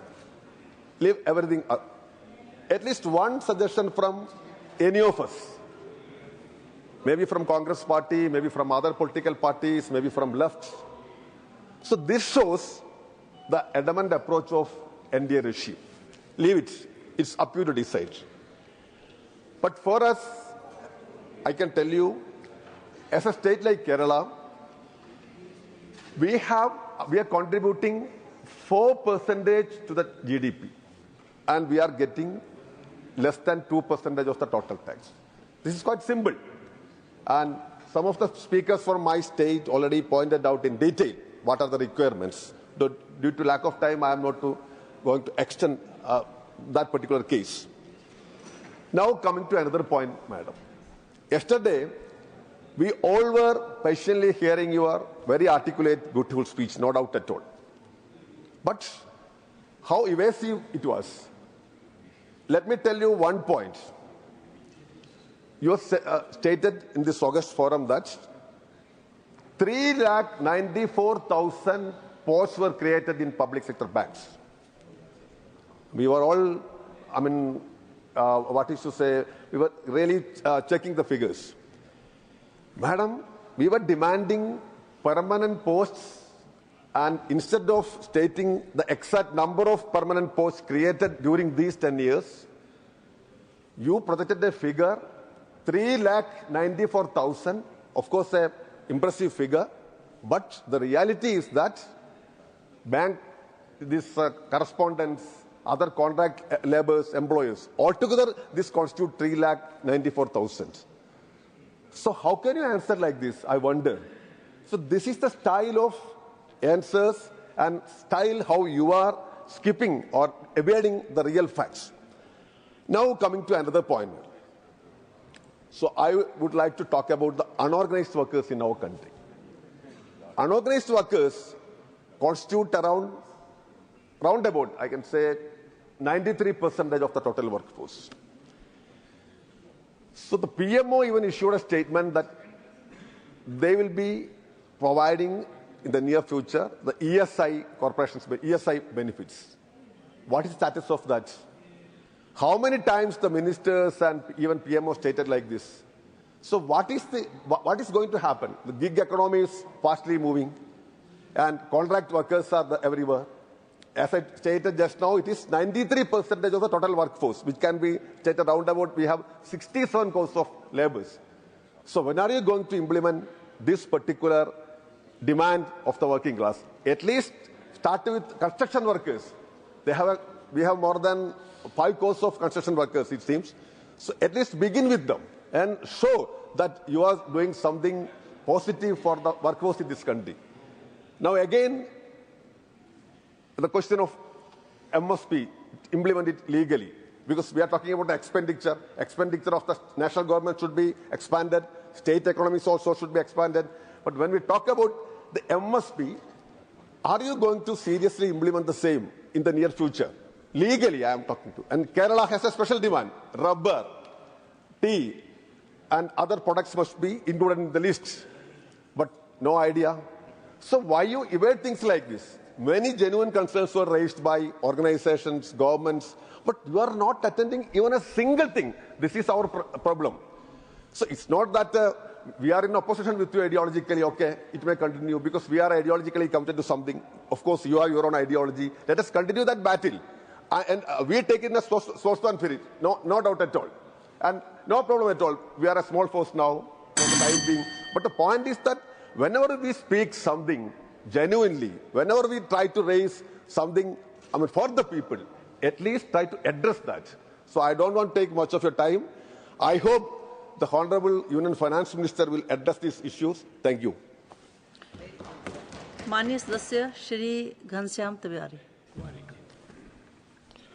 माननीय सभापति, उपसभापति महोदय, मैं अपना कथन प्रारंभ करने से पहले माननीय वित्त मंत्री जी को, माननीय प्रधानमंत्री जी को और सारे राष्ट्र को एक बधाई देना चाहूँगा कि आज इंटरनेशनल मॉनेटरी फंड ने कहा है कि 10 वर्ष में भारत की जीडीपी 2.1 से बढ़कर 4.2 ट्रिलियन डॉलर हो गई है। ये 10 साल का बहुत बड़ा काम जो आज किया है, उसकी बधाई के साथ मैं बात शुरू करना चाहता हूँ। माननीय उपसभापति महोदय, विनियोग विधेयक और वित्त विधेयक, इस पर हमने चर्चा की। माननीय वित्त मंत्री जी ने लोकसभा में बोलते हुए कहा था कि जो वित्त विधेयक है ये भारत को 2047 तक विकसित भारत बनाने की दिशा में एक कदम है और उसके हिसाब से इसमें समायोजन किया गया है। माननीय उपसभापति महोदय, ये जो एप्रोप्रिएशन बिल है इसके बारे में भी है कि ये कंसोलिडेटेड फंड से सरकार को पैसा निकालने का अधिकार तो देता ही है, लेकिन पहले ये विनियोग विधेयक एक एक करके जमा होकर के स्टेट्यूट बुक पर लगे रहते थे। अब सनसेट एक इस प्रकार का क्लाज इसमें डाल दिया है कि इस एप्रोप्रिएशन बिल का काम खत्म होने के बाद ये स्वतः समाप्त हो जाएगा और इस प्रकार से ये वैदिक व्यवस्था भी इसकी ठीक हो गई है। माननीय, मैं निवेदन करना चाहूंगा कि कांग्रेस के बहुत बड़े नेता और पूर्व वित्त मंत्री जी ने 2-3 बहुत खास बात कही। उन्होंने पहला ये बात किया कि इस बिल को केवल 4 सप्ताह के बाद कोई इसकी चर्चा ही नहीं कर। मैं निवेदन करना चाहूंगा कि उन चर्चा करने वालों से आप मिलते ही नहीं, कि जब 8वां वेतन आयोग इस सरकार ने घोषित किया है और उस वेतन आयोग की जो लाभ केंद्रीय कर्मचारियों को मिलेगा, राज्य सरकार के कर्मचारी, भारत सरकार समझौता है कि उनके बराबर राज्य कर्मचारियों का होगा, तो वो लोग इस बात की चर्चा कर रहे हैं कि ये बजट कैसा है। जैसा अभी यहाँ पर बार बार चर्चा हुई कि 12 लाख रुपए तक जो इनकम टैक्स माफ किया है, वो लोग इस बात की चर्चा कर रहे हैं कि ये बिल कैसा है। ये किसान चर्चा कर रहे हैं माननीय सभापति महोदय कि जिनको 20 किस्त लगातार मिल गई है, वो चर्चा कर रहे हैं कि ये बिल कैसा है। वो लोग चर्चा कर रहे हैं इस बिल की जिनके घरों में शौचालय बन गए। वो लोग चर्चा कर रहे हैं इस पर कि जिनके यहाँ पर 18,000 गांव में जो बिजली का कनेक्शन नहीं था, उनके घरों तक बिजली का कनेक्शन चला गया। वो चर्चा कर रहे हैं। इसलिए माननीय चिदम्बरम जी को उनकी चर्चाएं सुनाई नहीं देती। दूसरी बात मैं कहना चाहूंगा कि उन्होंने एक बात दूसरी कही कि ये नल से जल और 3-4 योजनाएं गिनाई, इनमें पैसा कम हो गया। ये बहुत सामान्य सी बात है। अर्थशास्त्र के वो तो बहुत बड़े विद्वान माने जाते हैं। मेरे जैसा जो अर्थशास्त्र का विद्यार्थी है, वो भी ये समझ सकता है कि सारे भारत में नल से जल देना था, 80% में दे दिया, अब बाकी 20% में 28 तक देना है, तो वो पैसा तो कम ही होना था। इसमें ये कहने की क्या जरूरत है कि इसका पैसा कम हो गया, उसका पैसा कम हो गया। जो काम पूरे हो गए उन कामों को तो अधिक पैसा देना ही नहीं था। इसी प्रकार उन्होंने फिस्कल पॉलिसी के बारे में कहा कि फिस्कल कोई पॉलिसी नहीं है सरकार की। इसी प्रकार से जीडीपी के बारे में बात की, मैंने आपको बताया। और उन्होंने कहा कि इनडायरेक्ट टैक्स, मैं कहना चाहूंगा कि भारत एक ऐसा देश बन गया है जो जिस समय चाणक्य ने, कौटिल्य ने ये लिखा कि टैक्स किस प्रकार से लगाना चाहिए शासक को, तो उन्होंने लिखा कि जैसे फूल है, फूल पर जाकर भंवरा बैठता है तो उसका पराग तो लेकर आ जाता है, लेकिन फूल मुरझाता नहीं है। उस प्रकार टैक्स लगाया जाता है। तो श्रीमती निर्मला सीतारमण जी का टैक्स लगाने का तरीका वही है कि फूल में से पराग तो निकाल लेते हैं, उसकी खुशबू लेकर आते हैं, तो लेकिन फूल मुरझाता नहीं है। इसलिए ये टैक्स की इनडायरेक्ट टैक्स की व्यवस्था है। माननीय, हाँ जी, आपको इसका अब कैसा किस प्रकार का लाते हैं बताते हैं कि हमारे यहाँ लक्ष्मी 3 प्रकार से आती साहब। एक है राष्ट्र लक्ष्मी, एक है समाज लक्ष्मी और एक घर की लक्ष्मी। गृह लक्ष्मी होती है तो आज माताएं बने होती है आमतौर पर, और राष्ट्र लक्ष्मी की आराधना के लिए भी हमने निर्मला सीतारमण जी को लगाया है। तो राष्ट्र लक्ष्मी की आराधना करें। राष्ट्र लक्ष्मी नहीं है, राष्ट्र लक्ष्मी की आराधना करें, क्योंकि श्री सूक्त में लिखा है। श्री सूक्त ऋग्वेद में था और ऋग्वेद के 16 ऋचाएं हैं, उनमें 3 ऋचाएं लक्ष्मी के बारे में है। तो श्री सूक्त में लिखा प्रादुर्भूतोस्मि राष्ट्रे अस्मिन् कृत्रिम वृद्धि ददातु में। सबसे पहले मेरे राष्ट्र को श्री संपन्न करो, राष्ट्र में लक्ष्मी का वास करो। वो हमने राष्ट्र को चौथी अर्थव्यवस्था में लाने तक पहुंचाने का काम किया है। वो राष्ट्र लक्ष्मी का आह्वान है। ये 10 साल में भारत सरकार ने किया। फिर उसके बाद में लिखा आप अभिभूति समृद्धिम च सर्वाम निर्णुत में गृहात, मेरे घर में सब प्रकार की सुविधाएं दो। तो कहा लो नल से जल, लो आप सब घरों में बिजली, लो आप शौचालय। और जिनके पास नहीं है 80 करोड़ लोग अन्न भी लो। ये गृह लक्ष्मी का मिलाकर बात, ये दूसरी गृह लक्ष्मी। और तीसरा लिया स्त्रियम वासम मेकुले मातरम पद्म मालिनीम। उसके बाद क्या, ये समाज में और हमारे कुल में इसमें लक्ष्मी का वास करो। तो इसके लिए महिलाओं का उत्थान के लिए, समाज के गरीब वर्ग के उत्थान के लिए जितनी सारी योजनाएं लाई, वो सारी योजनाएं इस प्रकार की थी जिससे कुल के अंदर उसका सारा वास हुआ। और माननीय सभापति महोदय, मैं एक निवेदन ये करना चाहता हूं कि उन्होंने कहा कि बजट कहीं दिखाई नहीं दे रहा है। मैं ज्यादा लंबा समय नहीं लूंगा, मैं कुछ बजट दिखाना चाहता हूं। आप देखिए, कुल में इस बजट में हो रहा है 50.65 लाख करोड़ रुपए, जो 2024-25 की तुलना में 7.4% ज्यादा है।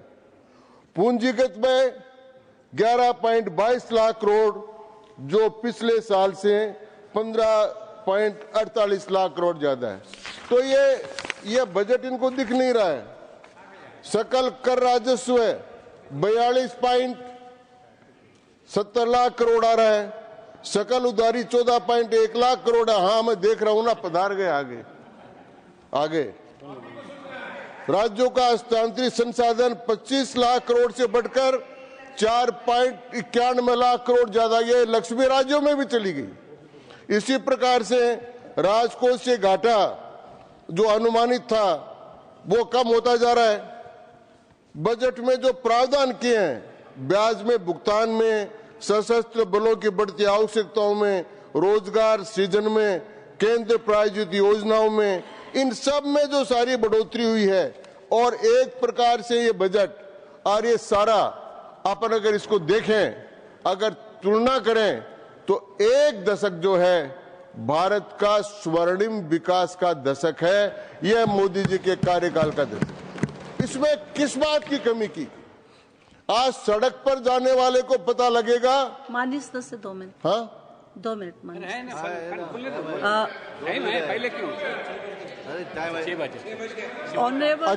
Honorable members, it's now 6 p.m. If the House agrees, we may sit beyond 6 p.m. today till the disposal of the appropriation number 3 bill and the finance bill. Do I have the leave of the House to extend the sitting beyond 6 p.m.? Okay. मानिए 10। तो मैं कहना ये चाहूंगा, माननीय चिदम्बरम साहब सुन रहे हैं कि ये जो 10 साल है, ये 10 साल इस बात के साल है कि हम एक फकीर के नेतृत्व में काम कर रहे हैं, पैसा कमा रहे हैं, अर्थव्यवस्था मजबूत हो रही है। प्रधानमंत्रियों को लेना देना नहीं, संपूर्ण राष्ट्र के लिए समर्पित होकर वो काम कर रहे हैं। और 8 साल से निर्मला जी पर भी काफी निष्कलंक काम है, किसी प्रकार का चार्ज नहीं है। तो ये अर्थव्यवस्था को जो चलाने वाले लोग हैं वो समर्पित है समाज के प्रति। किसको पता नहीं चलता। मैं पहले जयपुर से, दिल्ली से जयपुर जाता था, 7 घंटे 8 घंटे का पता नहीं था। अब 2-2.5 घंटे में पहुंच जाता हूँ। 2.5-3 घंटे ज्यादा लगते हैं। कैसी बढ़िया रोड है। ये अरुण सिंह जी भी गए, ये भी मेरी वो कर रहे हैं। पर हवाई जहाज नाम की चीज नहीं मिलती थी, अब राजस्थान में कितने वाइडों पर हम जा रहे हैं, पता लग रहा है। मैं इस बात से आपको बताना चाहता हूं कि सबका विकास हुआ है, सबका प्रयास, सबके सारा काम हुआ है। आज गांव में जाएंगे तो मैं किसानों को प्रति करना चाहूंगा। मैं गांव में जन्मा, गांव की स्कूल में पढ़ा, अंग्रेजी स्कूल में नहीं पढ़ा, और हम पढ़कर यहां तक आए। आज गांव के अंदर गरीब बस्ती नाम की देखने की चीज नहीं मिलेगी, आपको मैं बताना चाहता हूं।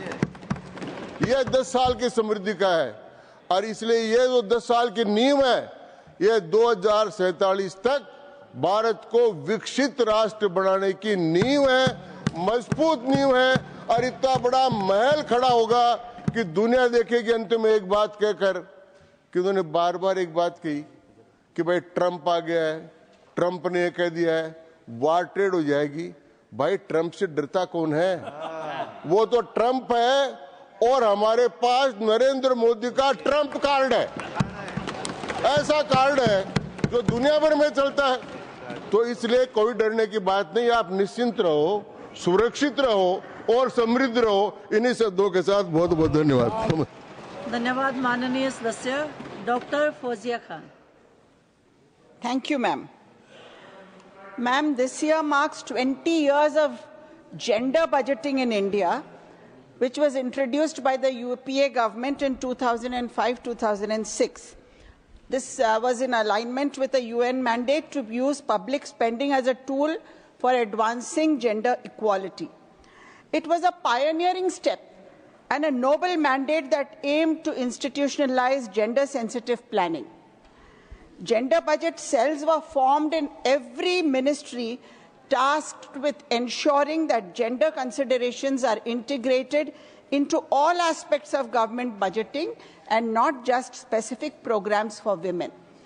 Their mandate was, number one, capacity building of officials and stakeholders. Number two, policy advocacy. Number three, resource allocation. Number four, data collection and analysis. Number five, making an annual gender budget statement.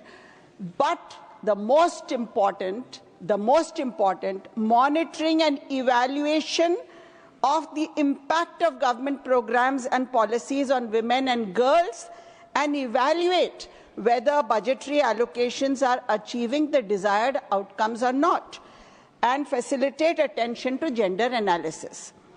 This research, analysis of outcomes and impact of women should be done at least now, after 20 years. The annual statement which comes every year is only a juggling of numbers. We need impact analysis.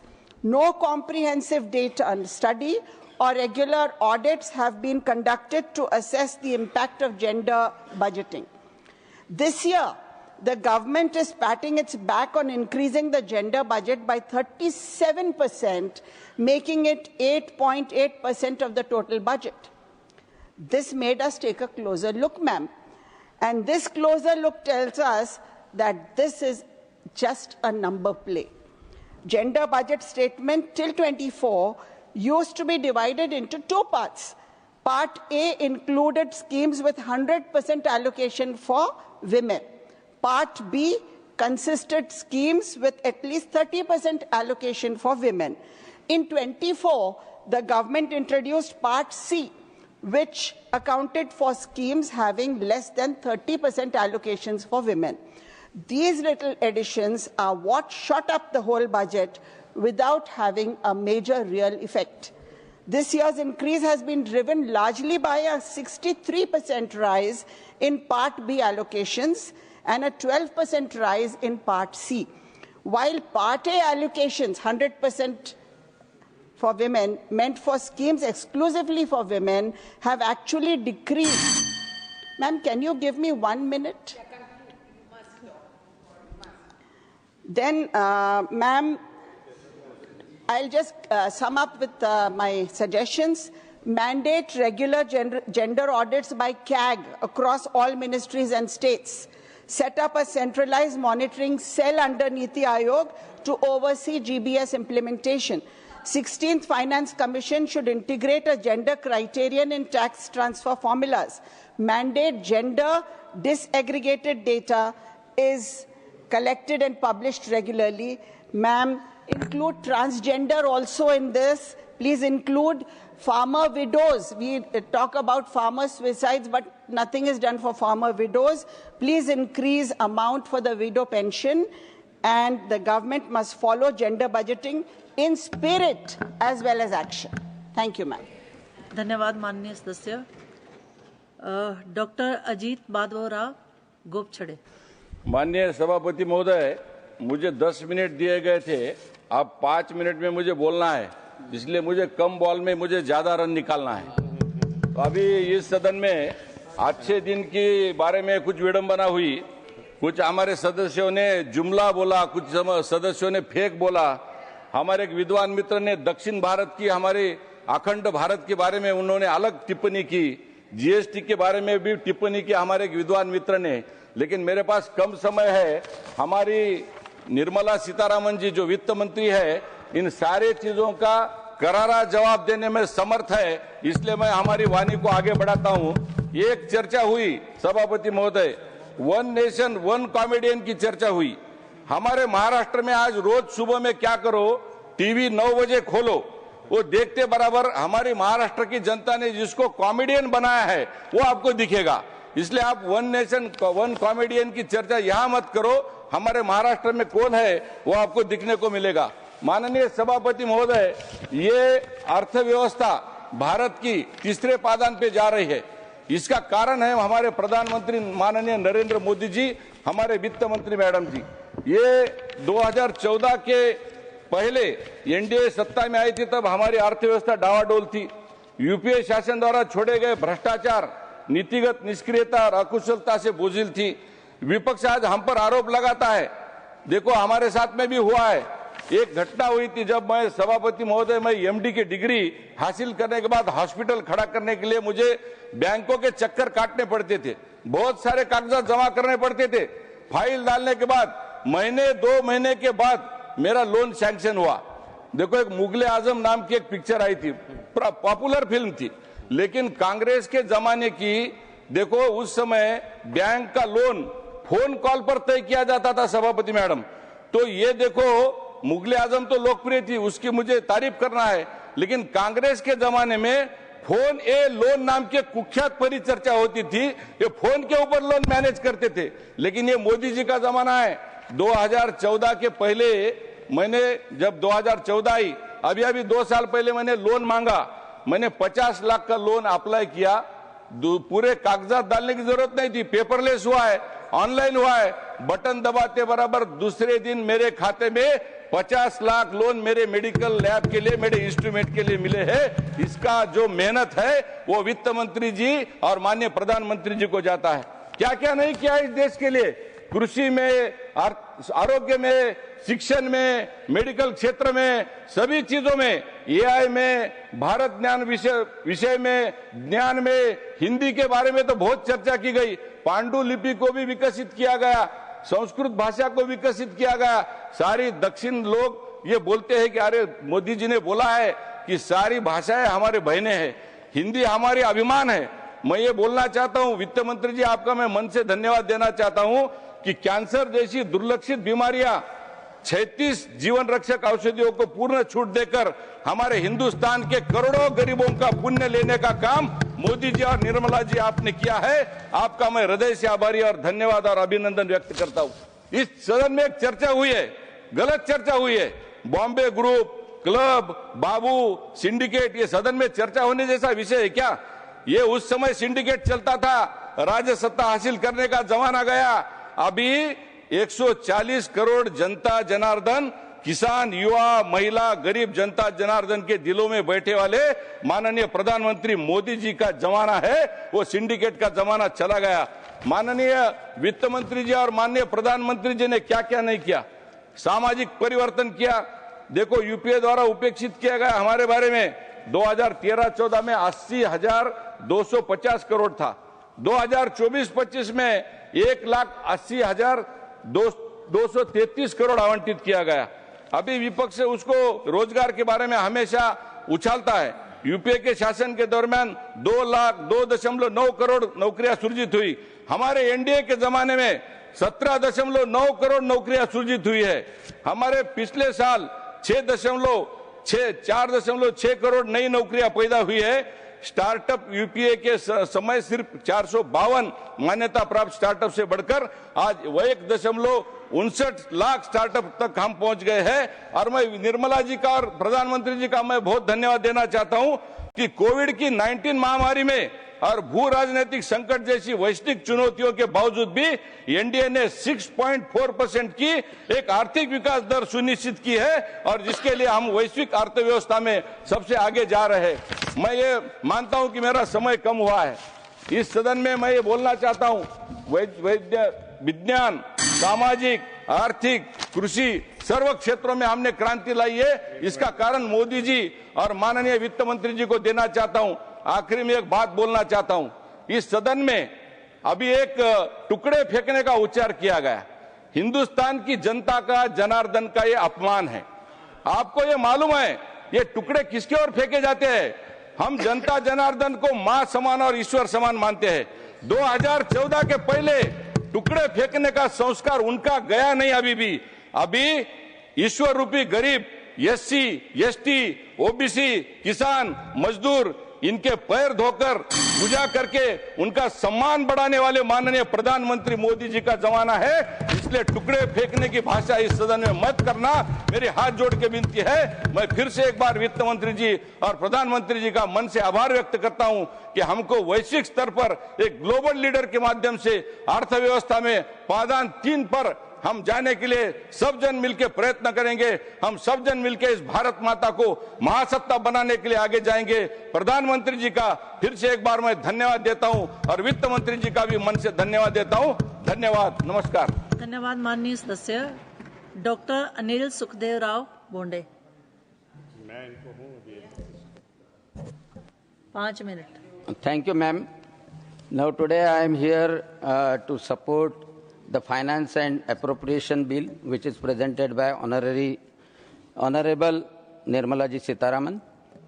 Now the true leader or the successful leader of the country, we can say, when he thinks of the future generation. And I can proudly say that PM Narendra Ji Modi think for the new generation, think for the young people, and he think like the young people. Now, the future of the India is in artificial intelligence, space technology, and zero carbon neutrality. The thing is that our Prime Minister has programmed India AI mission and establishment of the Center of the Excellence. Now, he is dreaming to shape the ecosystem where the computing power, GPUs, and research opportunities will be accessible for the young people at the affordable cost. Now the key development which Prime Minister has done, and it is supported financially by Finance Minister, because rupees 10,300 crores for 5 years have been given to strengthen the AI capabilities. Now the Madam, AI is the future of our country, and that's why there's some key developments only I will read.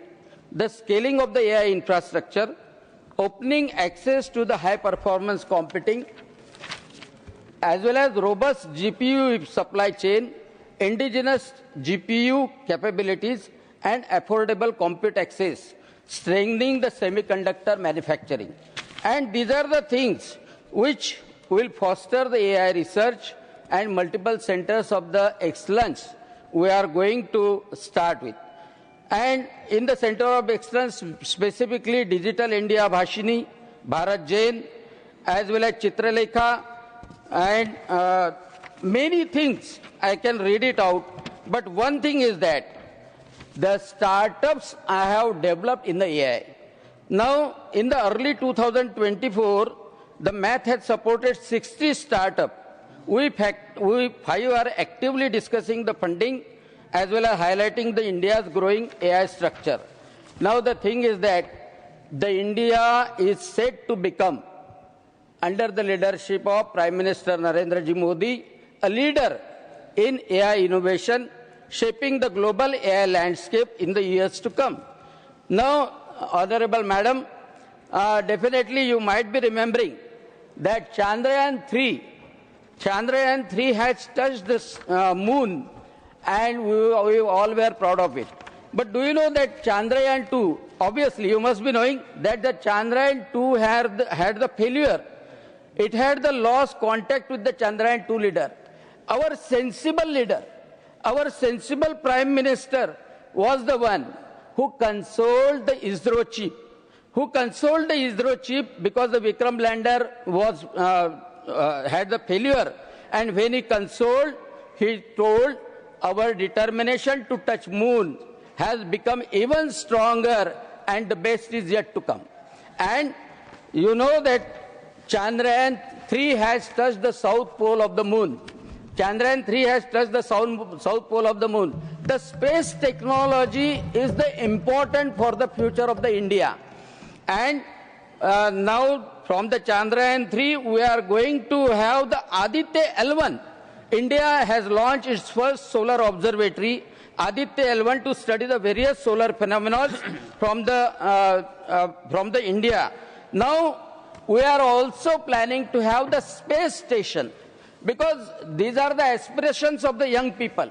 And the third thing I would like to conclude, that India's part to the net zero emission. Net zero emission by 2070. But for that net zero emission, we are going through the Glasgow conference. We are going to the Glasgow in 2021 schedule. And Prime Minister Narendra Ji Modi has given the Panchamitra, that to achieve the 500 gigawatt non-fossil energy by 2030. And we have achieved at present 200 gigawatt. We have achieved 200 gigawatt. And source of the 50% energy will be from the renewable sources by 2030. Now, the PM has given the PM Kusum Yojana, as well as PM has given the PM Suryaghar Yojana. And yes, I am concluding. Only thing is that net zero or the carbon neutrality environment is achieved by Ek Ped Maa Ke Naam. Ek Ped Maa Ke Naam. So I am saying that vision of our Prime Minister, and it is supported by this finance bill as well as appropriation bill. So I congratulate Finance Minister and support the Finance and Appropriation Bill. Thank you. Shri Mastan Rao Yadav Bida. Sir, thank you, sir. Thank you for giving me the opportunity. I stand here on behalf of my party, Telugudesam Party, and our leader and Honorable Andhra Pradesh Chief Minister, Sri Nara Chandrababu Naidu Garu, to speak on the Appropriation Number 3 Bill and Finance Bill 2025. On behalf of State of Andhra Pradesh, I would like to thank Honorable Prime Minister Sri Modi ji and Visionary Honorable Finance Minister Srimati Nirmala Sitharaman ji for Amaravati, India's first greenfield capital city. With an allocation of 15,000 crores, our capital Amaravati is being reimagined as a shining example of sustainable urban development and governance excellence.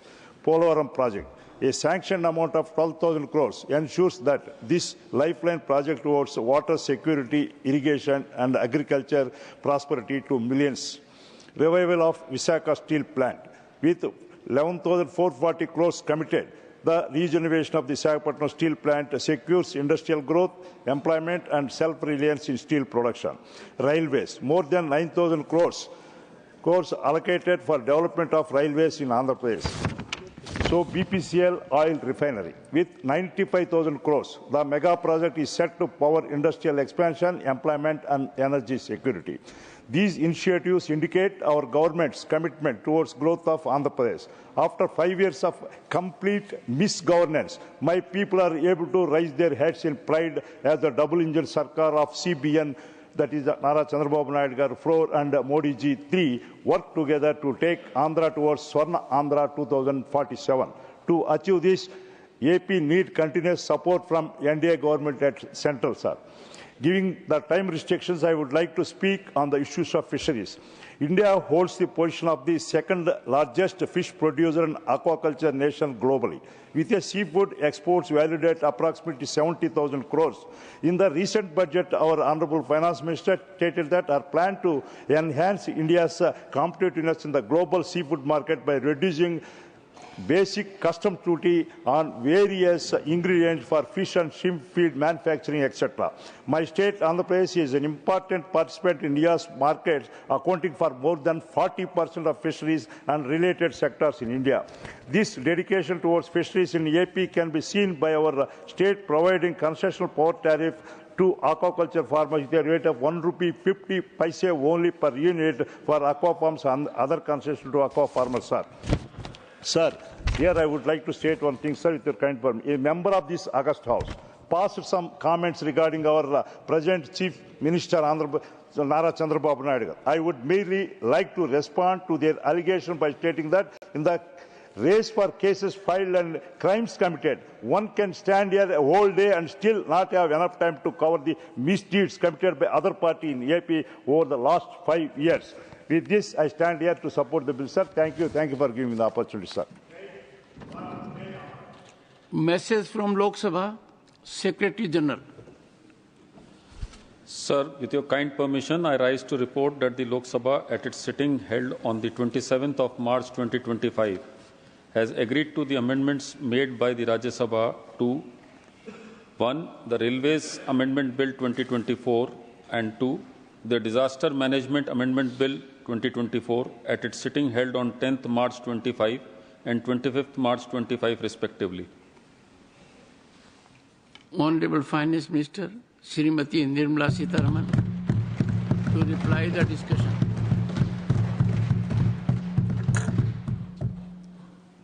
Thank you very much, Chairman, sir. I thank all the members, more than about 30 of them who have spoken on this subject. There are two. One is the Appropriation Bill and also the Finance Bill.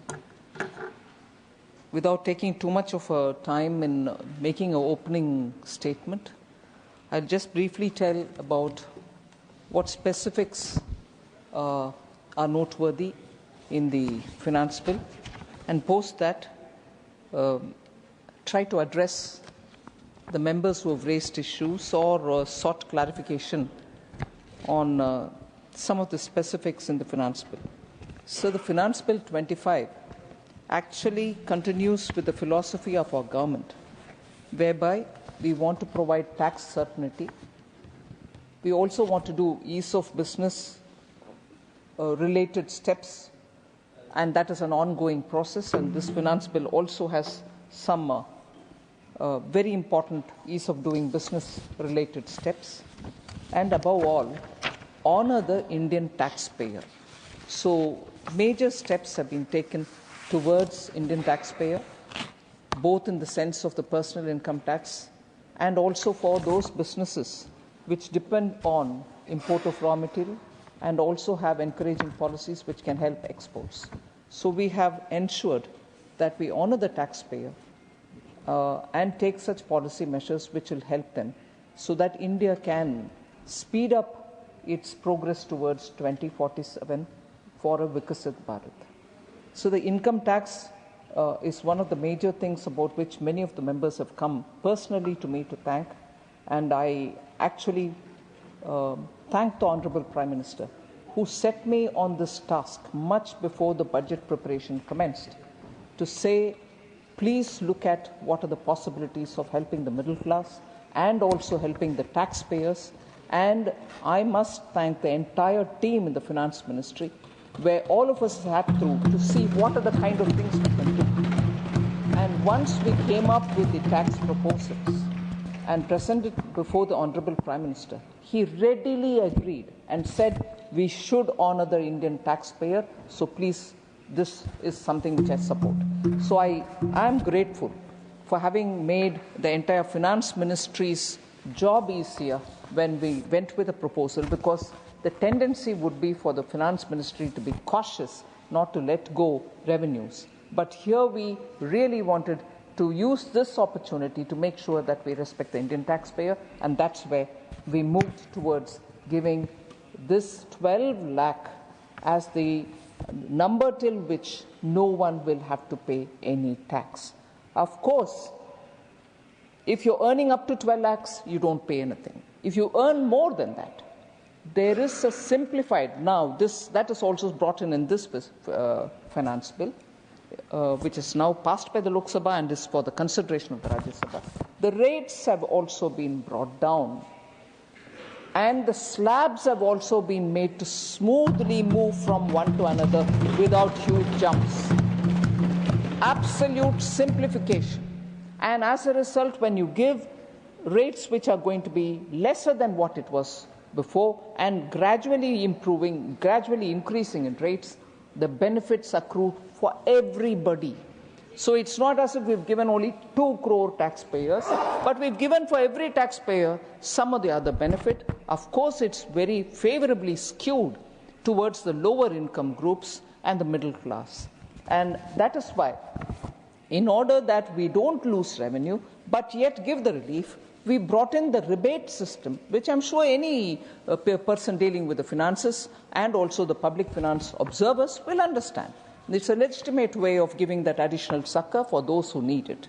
So that is the personal income tax, I don't want to get into details about what the marginal benefit that we extend for those who just cross 12 and what happens to them. Do they end up paying higher than before and all that? So even for that, enough explanation has been given during the budget speech itself.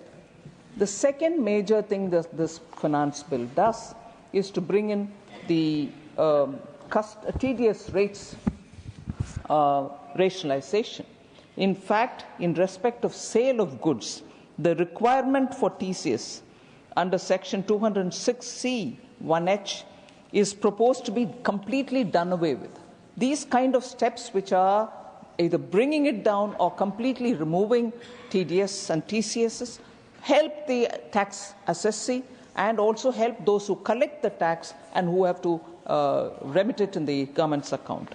So, and also to reduce the multiplicity of rates and compliance burden, it is proposed to bring down certain TDSs and certain TCS rates, the TCS which has been done away with, I've already said, and increase certain thresholds for the requirement of tax to be deducted at source or collected at source. So both the threshold is being raised and the TDS collection itself is being brought down. So other than that, there are several members. I was hearing when Member Seth spoke about how people who have second house, or the first house which they are occupying and buying a second house and which they keep under their occupation, are also now being proposed to be removed from taxation, or even from the way in the taxpayer had to declare saying it is under my occupation and therefore no tax should be put. So those kind of compliance burdens have also been removed. In order that we help providing certainty for international taxation, the scope of the safe harbor rules is also now expanded. So this will reduce litigation, and in order to continue the support that we've been giving for the startups, we've allowed the incorporation before 1/4/2030 also to benefit from all those benefits which have been announced all the while. So that incorporation date deadline, which was coming to an end by 31st of this month, has now been extended till 1st April 2030. So it is important, again, to talk about what the finance bill has done as regards customs duty. I briefly did mention that by bringing down the customs duties or by exempting or removing it completely, we are actually benefiting those small and medium industries who import intermediary goods or raw materials for their products, mainly, many of them, in fact, which mainly they use for producing some goods which they in turn export. So anyway, we wouldn't have allowed them to have the tax be exported. But even for those who are not exporting within the country, by bringing down the custom duties, we've actually helped in the manufacturing sector in this country. So we have used this opportunity to rationalize tariff structure and to address the duty inversion. Through this, I feel there will be more domestic value addition in industries. It will promote exports as well and absolutely facilitate trade and provide relief to the common people. So the customs, if I can take a minute over it again, customs rate structure announced in July budget has been further followed up in this budget as well. The 25-26 budget, about which we had discussed earlier, now I'm talking about the finance bill, proposes to remove 7 customs tariff rates for industrial goods. So 2 tranches of rationalization of customs tariff has happened. So far we have carried out, and they have reduced the number of tariff rates from 21 to 8, completely bringing it down, including the zero-rated ones. Many Indian exports will become now more competitive as the cost of imported inputs will completely be reduced. Only one other step which is very important, sir. We have now very clearly stated that only one, either the cess or the surcharge, will be applied per item. So social welfare surcharge to be exempted on 82 tariff lines which are already subject to assess. So the burden of assess over which we bring in the burden of the surcharge will no longer happen. So the budget proposes to add 35 additional capital goods for the production of EV battery manufacturing, EV battery, and also 28 additional capital goods which are important for production of mobile phone battery are now being added to the exempted goods list. So they are not going to anymore be taxed. Therefore, we will be enabling the production of EV battery in this country and also more mobile phones and mobile phone batteries in this country. So those capital goods being exempted will actually benefit these two sectors. I've also read during the budget that fully we exempt basic custom duty on cobalt powder and waste, the scrap of lithium-ion battery, lead, zinc, and 12 more critical minerals.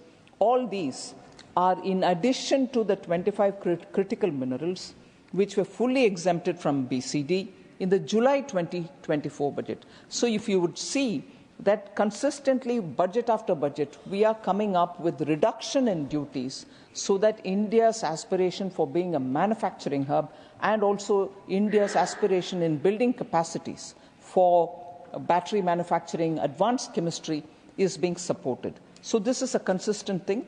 I heard quite a few members saying, oh, the tariff war has started, so in response to the tariff announcements made by President Trump, here are we doing it. No, we have been doing it from 2023. Steadily, every year, newer items are being brought in, keeping in mind Atmanirbhar Bharat, at the same time Vikasit Bharat's requirements, as much as simplifying the customs duty and the compliance details. So this is an ongoing process.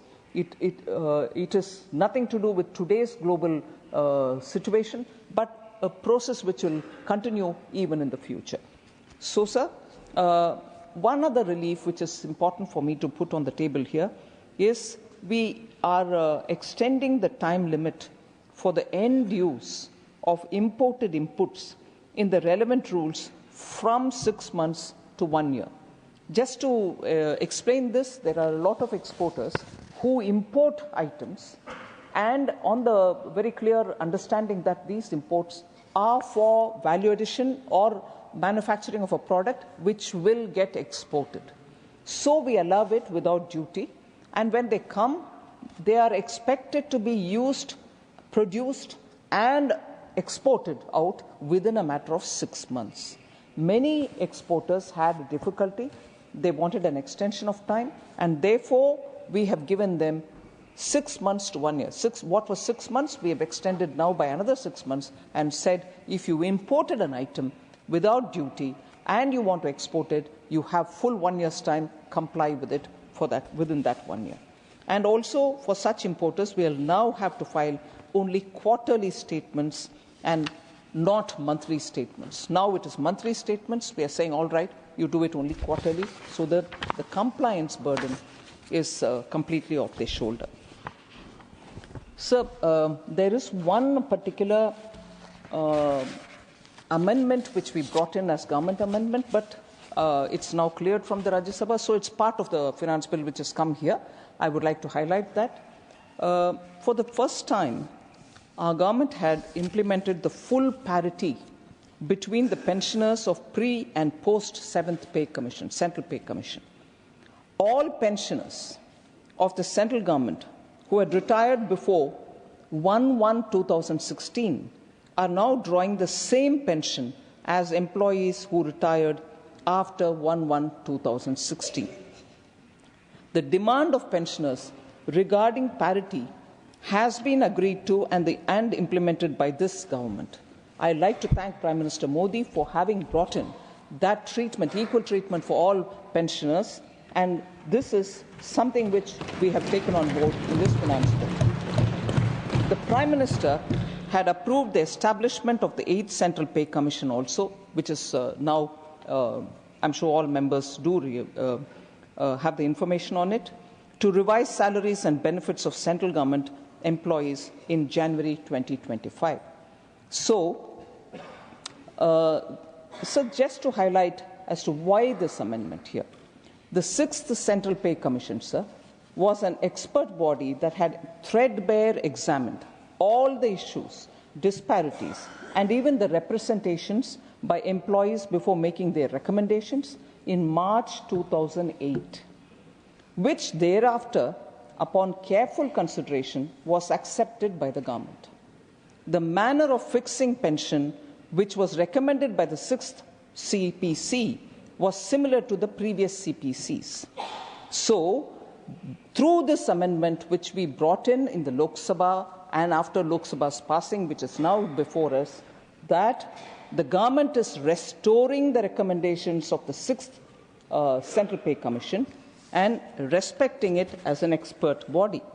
In this, I just want to add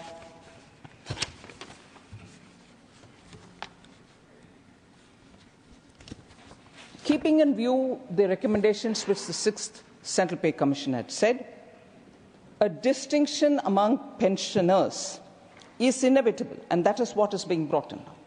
And as an amendment, and by way of validation, I want to highlight that the validation is what is being put in, and principles of expenditure on pension and liabilities. The validation rules do not in any way change or alter the existing pensions so fixed of existing civil pensioners from the present stage. So there is no change.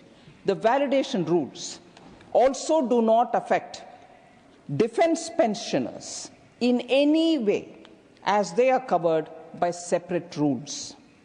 It is not an amendment, I would like to underline this point, it is not an amendment to any pension rules or instructions, but only a reaffirmation of the same with effect from 1st June 1972. That is the date the CCS pension rules were promulgated. The 6th Central Pay Commission made a distinction between the retirees pre-11-2006 and those of post-11-2006 periods. The then government, 2008, had accepted the recommendations of the 6th Central Pay Commission and decided that there will be a distinction between pensioners with reference to the cutoff date of 1/1/2006. The 7th Pay Commission has brought in parity between pre-11-2016 and post-11-2016 pensioners. I again reiterate that this is only a validation of existing rules. This does not alter or change existing civil or defense pensions. So these are largely the points about the finance bill or that is before us for consideration, sir. Now I'll like to respond to individual members and their comments. So I'll obviously start with the first speaker, former finance minister. It's a bit difficult when it comes to Honorable Finance Minister, two of the honorable members who had the occasion to intervene in the debate have sought my leave of absence from here. Dr. John Bitas and Sri Raghav Chadda. They have sought my leave. Okay. They had something urgent to deal with. Please, go ahead.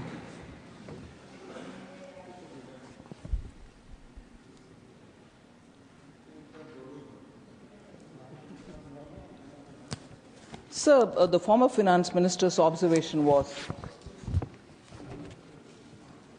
that the NDA government started with 4.3% of fiscal deficit. It certainly improved to 3.4%, but it rose to 4.8% in 2024-25, that is now. And that the previous governments also had faced various types of crisis, Asian finance crisis, GFS, the global financial crisis, taper tantrum, and so on. So he gently pointed out, saying, it's not right to blame the COVID pandemic. So I'd like to just put it on record here that in 2014, when Prime Minister Modi's government was formed, India was the 10th largest economy. Today, within 10 years, under the leadership of Prime Minister Modi, we've reached the stage of 5th largest economy, and within a few years, we will be the 3rd largest. And if the previous UPA governments also faced crisis, which he listed out, Asian financial crisis, GFS, taper tantrum, and so on, I'm constrained to mention here, the economy was a fragile 5 economy. You faced crisis, but where did you leave it? We faced COVID. Where are we keeping it today? That's the difference, sir. And therefore, I don't for a moment believe that the former finance minister wouldn't know these facts. But I take the liberty to put it before you, saying, oh no, you faced the crisis and the outcome was fragile 5. India's GDP was 10th largest in the world. We faced a crisis, but India is one of the fastest growing economy today. Sir, and also, we also faced crisis, and therefore, you facing COVID, I'd like to draw the attention of this Honorable August House, sir.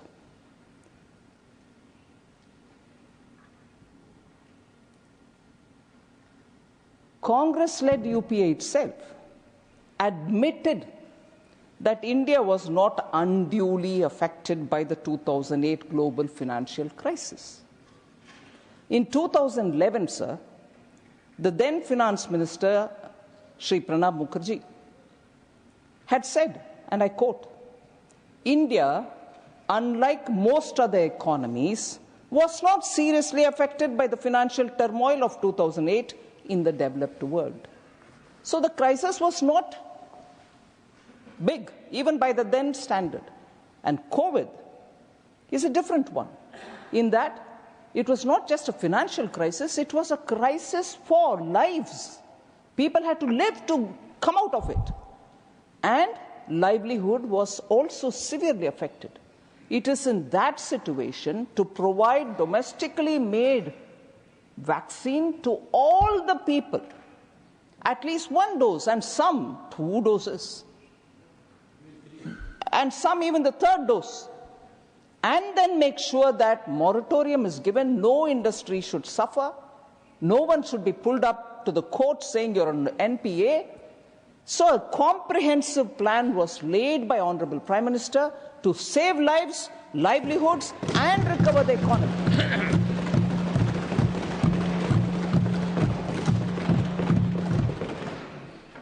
So, I want to highlight, sir, also a few points from the white paper which was released in 2024. In the 6 years between 2009 to 2014, the ratio of India's gross fiscal deficit to gross domestic product was at least 4.5%. It was between 4.5 and 5 in 3 years, between 5% and 6% in 1 year, and more than 6% in 2 years. What was hidden was even higher. The special bonds, that is the oil bonds, in lieu of cash subsidy issued to the oil marketing companies, fertilizer companies, and Food Corporation of India, totaled nearly 2 lakh crore in the 5 years from 2006 to 2010. Accounting for such hidden debt would have swelled the fiscal deficit from 6.1 to 7.9% in 2008-9 alone.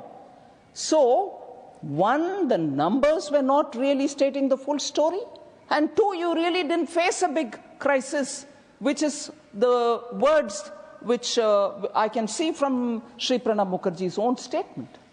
So the crisis was nowhere in comparison, now that I'm looking with the benefit of hindsight, and the numbers were anyway not telling the whole story. So I would like to submit in all modesty that comparison was not right. And second, sir, unfortunately, former finance minister also said, no one remembers the budget. Every one of the taxpayer, as I said a minute ago, has benefited.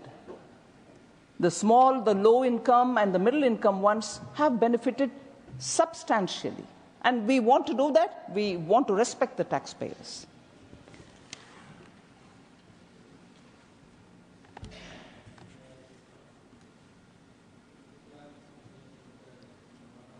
Actually, when there is a level of expectation being met, I'm not saying every expectation is met, but at least when the middle income groups wanted some recognition and some relief, and when we have given something, people are only, I've also been traveling to different places where I've been talking about the budget.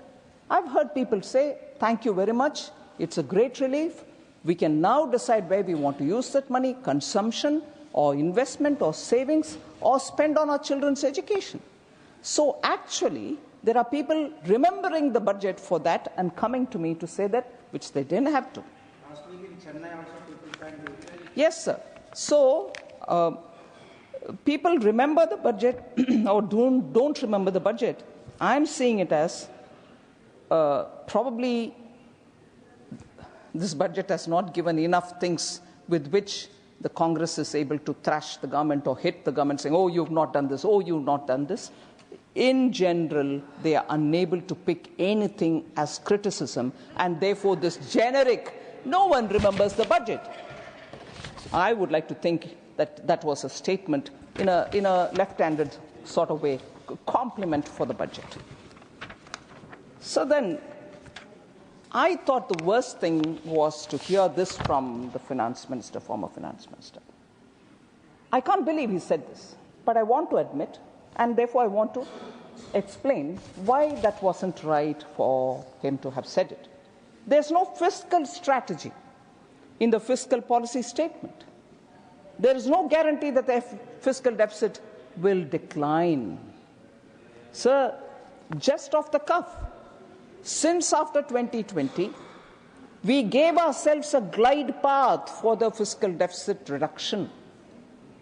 And every year, if anything, anyone could have looked at the fiscal deficit number the moment the budget was read out.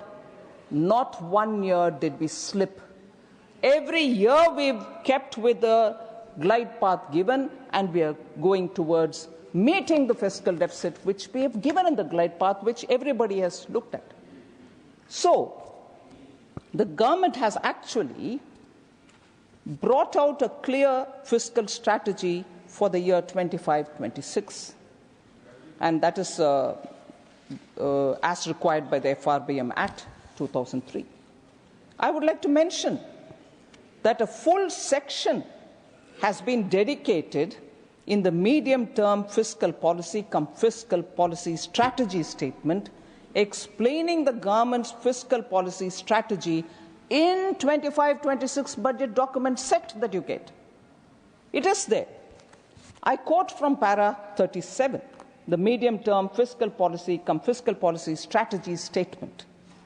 I quote, sir, the fiscal policy stance for 25-26 inter alia includes cross-sectoral reforms to augment the economy's growth potential and its employment intensity, boosting domestic demand, continued focus on effective capital expenditure, creating new capacities and cutting-edge new technologies, investments in the development of human capital, saturation approach to social welfare, and strengthening the social safety net. Its objectives are to invigorate and sustain inclusive and equitable economic growth, enhance resilience, to mitigate risks, protect the vulnerable sections of the society, and bolster the country's overall macroeconomic fundamentals, unquote. So this is there in the document which was presented during this budget. I would like to further mention that the very para itself very much aligns with the government's own policy announcements, which was made in the budget speech. I quote again from para 3 of the same statement. The nimble fiscal policy strategy adopted by the Union government in the past COVID-19 pandemic years has generated desired fiscal policy results while providing for the country's development needs. In line with the commitment made in budget for 2021-22, the country is well on track to attain a fiscal deficit to GDP ratio below 4.5% in 2025-26. Continuing on this path, the Union government in the budget speech of 24-25, the regular budget, has outlined a medium-term fiscal policy stance. It seeks to keep the central government fiscal deficit to GDP ratio such that the debt to GDP ratio is on a declining path. And this is in Annex 1, so anybody can see it. So it's amazing that in spite of this explicit mention in documented sets which go out, these are clearly given. I would request and appeal to the former finance minister to go back, look at these. Look at these, read these. And they are in alignment with what we've said in the budget speech. They are not one way, we are not another way. Everything aligns. Sir, with a bit of hesitation, and I hope you will give me that little margin because I'm defending my position here. I find if the former finance minister says something here in this House, actually on those items, on those issues, Government of India under the leadership of Prime Minister Modi achieves that much and more. I'll give you one example. Sir, on 9th February 2017, former finance minister spoke and he said he doubted the digital transactions, the digital public infrastructure that we created. And he said, and I quote, "You have now made certain transactions mandatorily non-cash. I support it, but that is the way to go. And not to tell people, go to your village fair, buy potatoes and tomatoes, and pay ₹7.50 by a credit card. What will the poor lady do? Does she have a POS machine? Does she have a POS machine there? Is it connected to an electricity source? Is there a Wi-Fi there? Is the internet working there? What kind of false picture you are presenting?" Unquote. Sir, action proves what we have done in terms of digital public infrastructure under the leadership of Prime Minister Modi. So, the concern expressed by the former finance minister has been squarely addressed. Similarly, in the fiscal deficit related concern that is expressed, I'm sure he will now appreciate that we have laid the path both for the immediate term and the medium term, and we shall achieve it like we've done it till now, all the 4-5 years. This year ends the number, coming year will end the number, below 4.5% fiscal deficit. Not 1 year's slippage. I'm sure this should give him adequate confidence to believe and trust in Prime Minister Modi's leadership.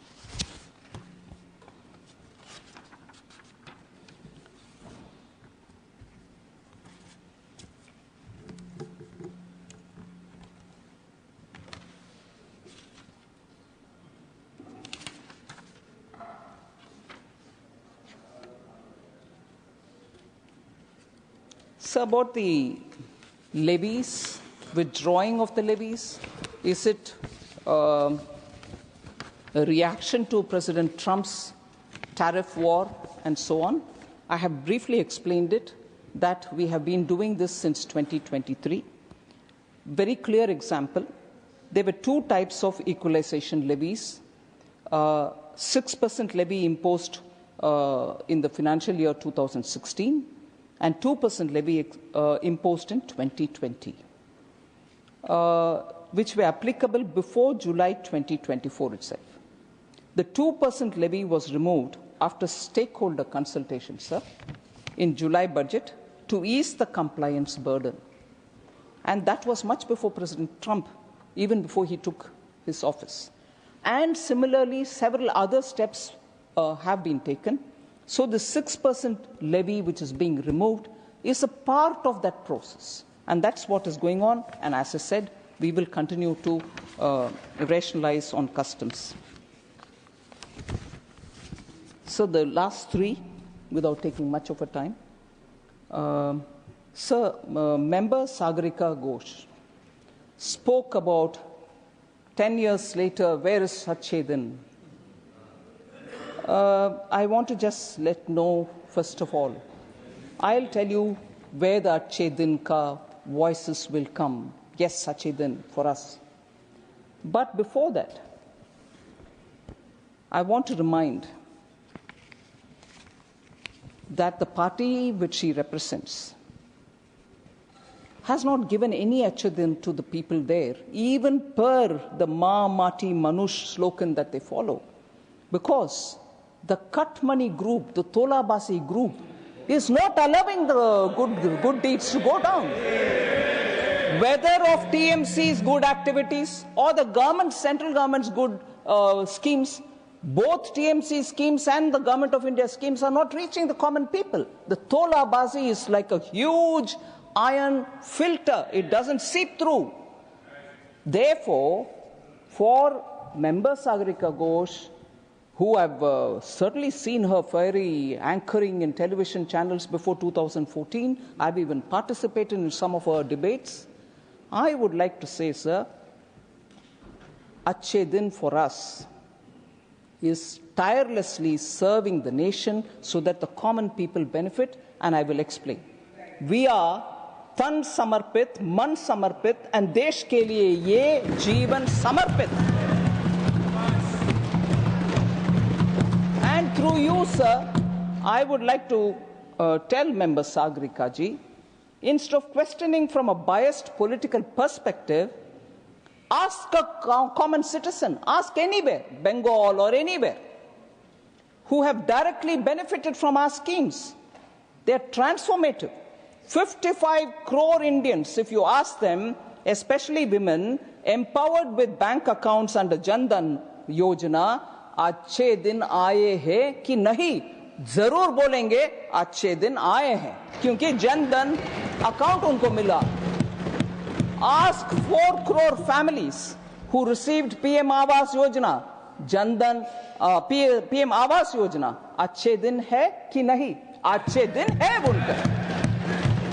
Ask more than 12 crore rural households enjoying the dignity of toilets under Swachh Bharat mission. Achhe din hai. Ask 12 crore rural households receiving tap water under Jal Jeevan mission.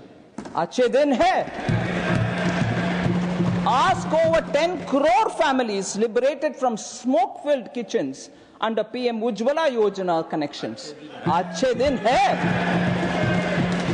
Ask beneficiaries buying affordable medicines from 15,300 Jan Aushadhi Kendras at 50 to 80% cheaper rates. Achhe din hai. Ask 37 crore citizens protected by Ayushman Bharat's 5 lakh health insurance cover. Annually 5 lakh. Achhe din hai. Sir, 68 lakh street vendors provided with credit support under PM Swanidhi. They are all guaranteed by Prime Minister, and the sovereign guarantee provided. They don't need to give any security or papers to be given or gehna being given or gold being given. Achhe din hai. Ask beneficiaries of over 50 crore loans sanctioned under PM Mudra loan. अच्छे दिन है. So, अच्छे दिन, sir, I want to say this. अच्छे दिन उन्हें ही दूर लग सकते हैं जिनके लिए शासन का मतलब सिर्फ भ्रष्टाचार और तोलाबाजी है.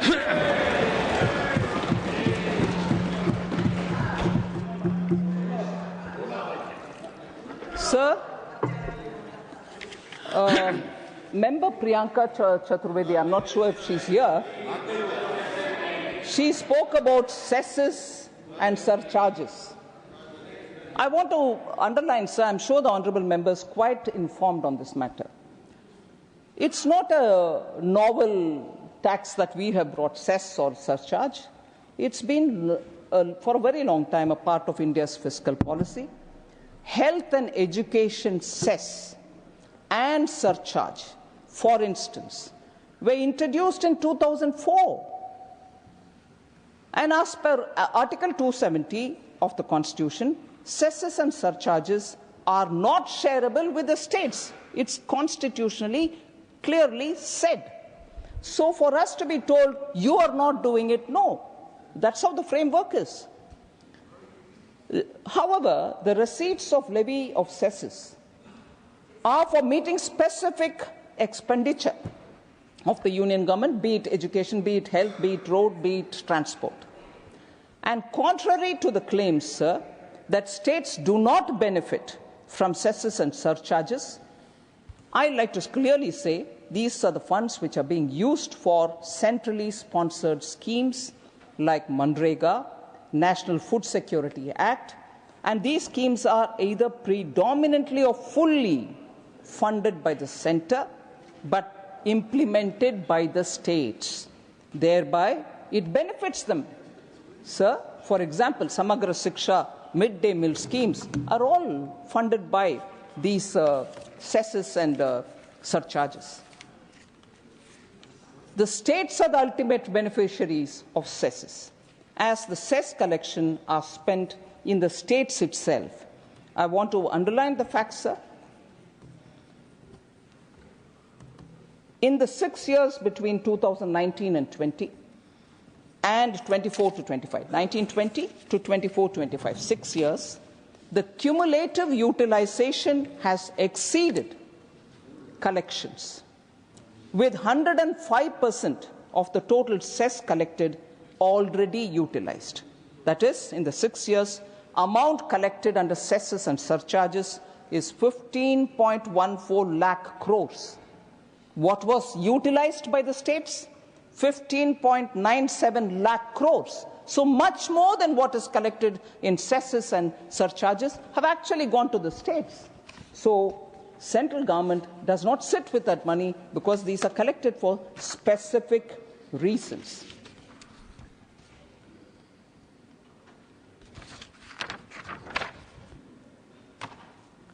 So I literally come to the last one thing. Before I say that, the last point, I was quite fascinated by Honourable Member Thambidurai's intervention when he was talking, because we often hear statements,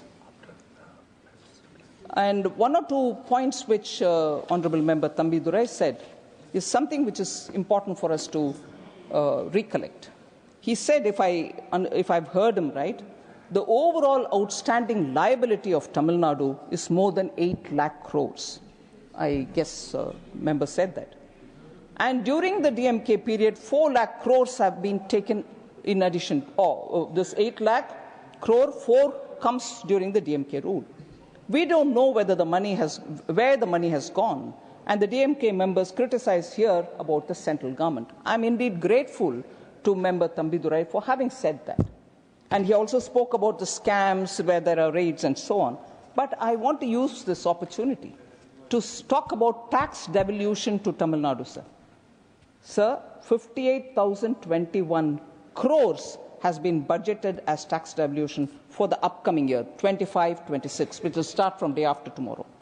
Tax devolution to Tamil Nadu between 2004 and 14 was 94,971 crores.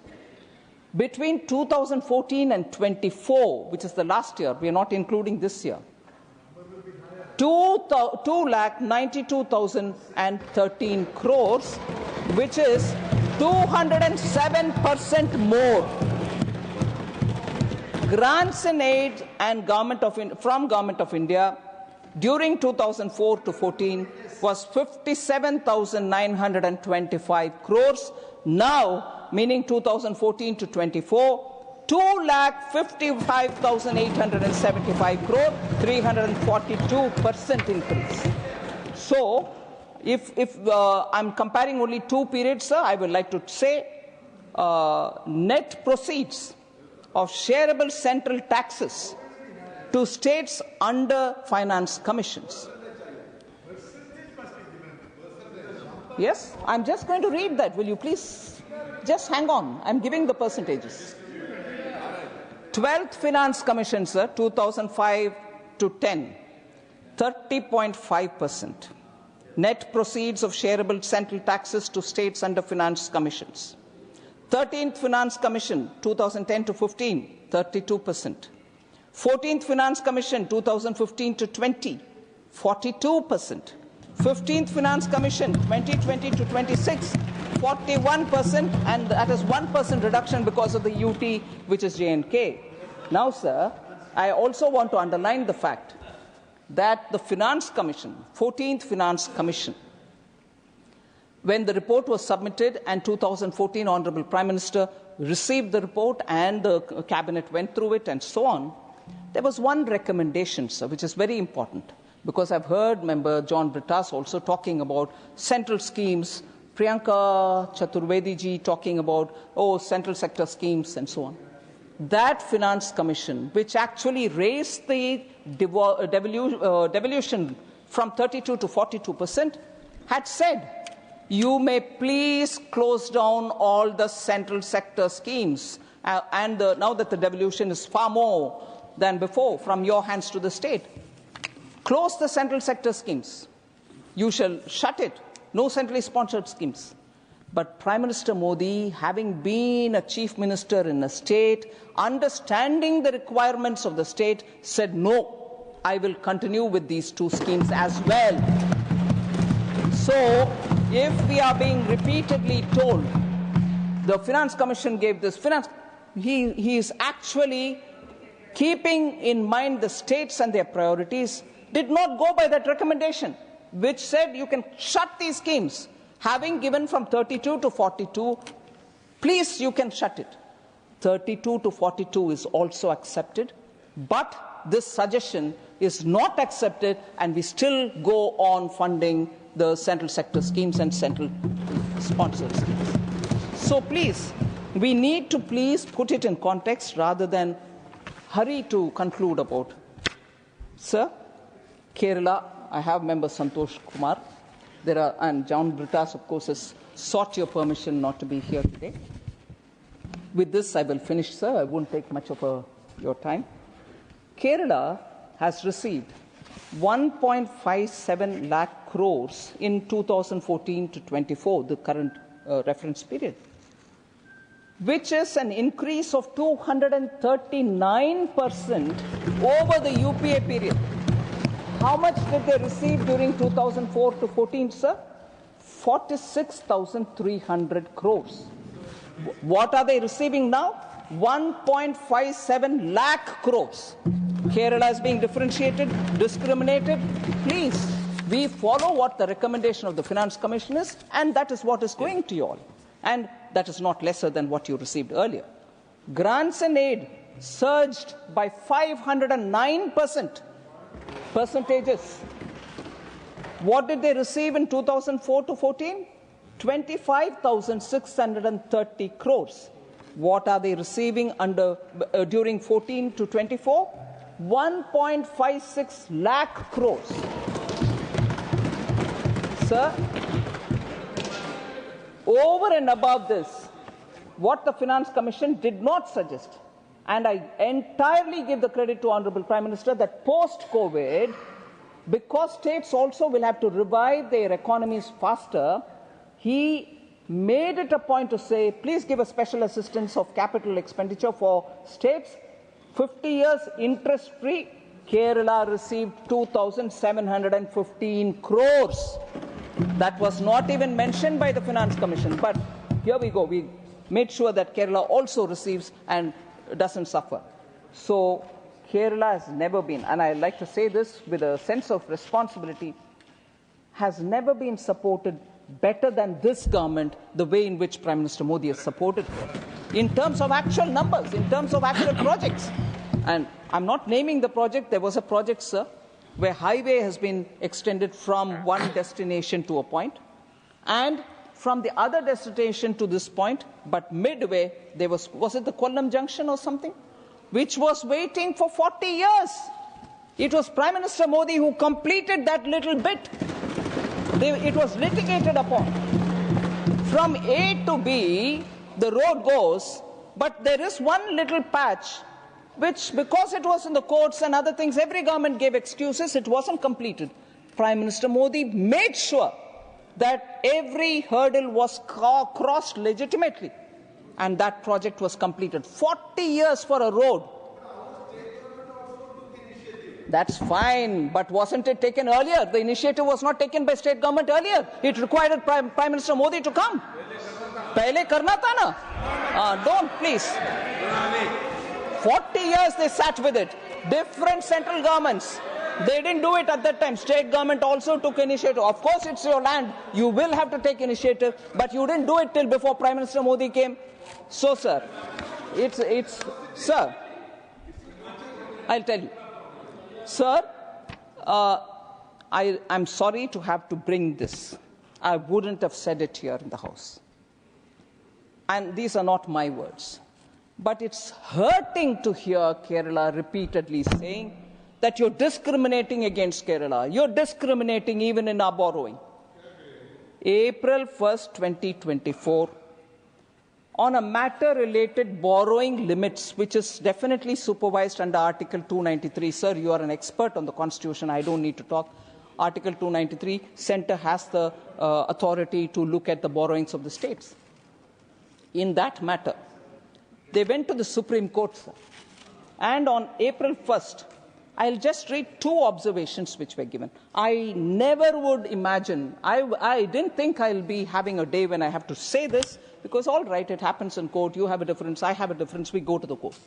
But repeated, in spite of giving all the facts, repeatedly alleging, oh, Prime Minister Modi doesn't do this for Kerala, doesn't do this. I want to quote the court's words. Supreme Court's own words. Quote, if the state has essentially created financial hardship, if the state, I repeat, if the state has essentially created financial hardship because of its own financial mismanagement, such hardship cannot be held to be an irreparable injury that would necessitate an interim relief against the union. I didn't say it, unquote. This is Supreme Court, sir. Another line that they said,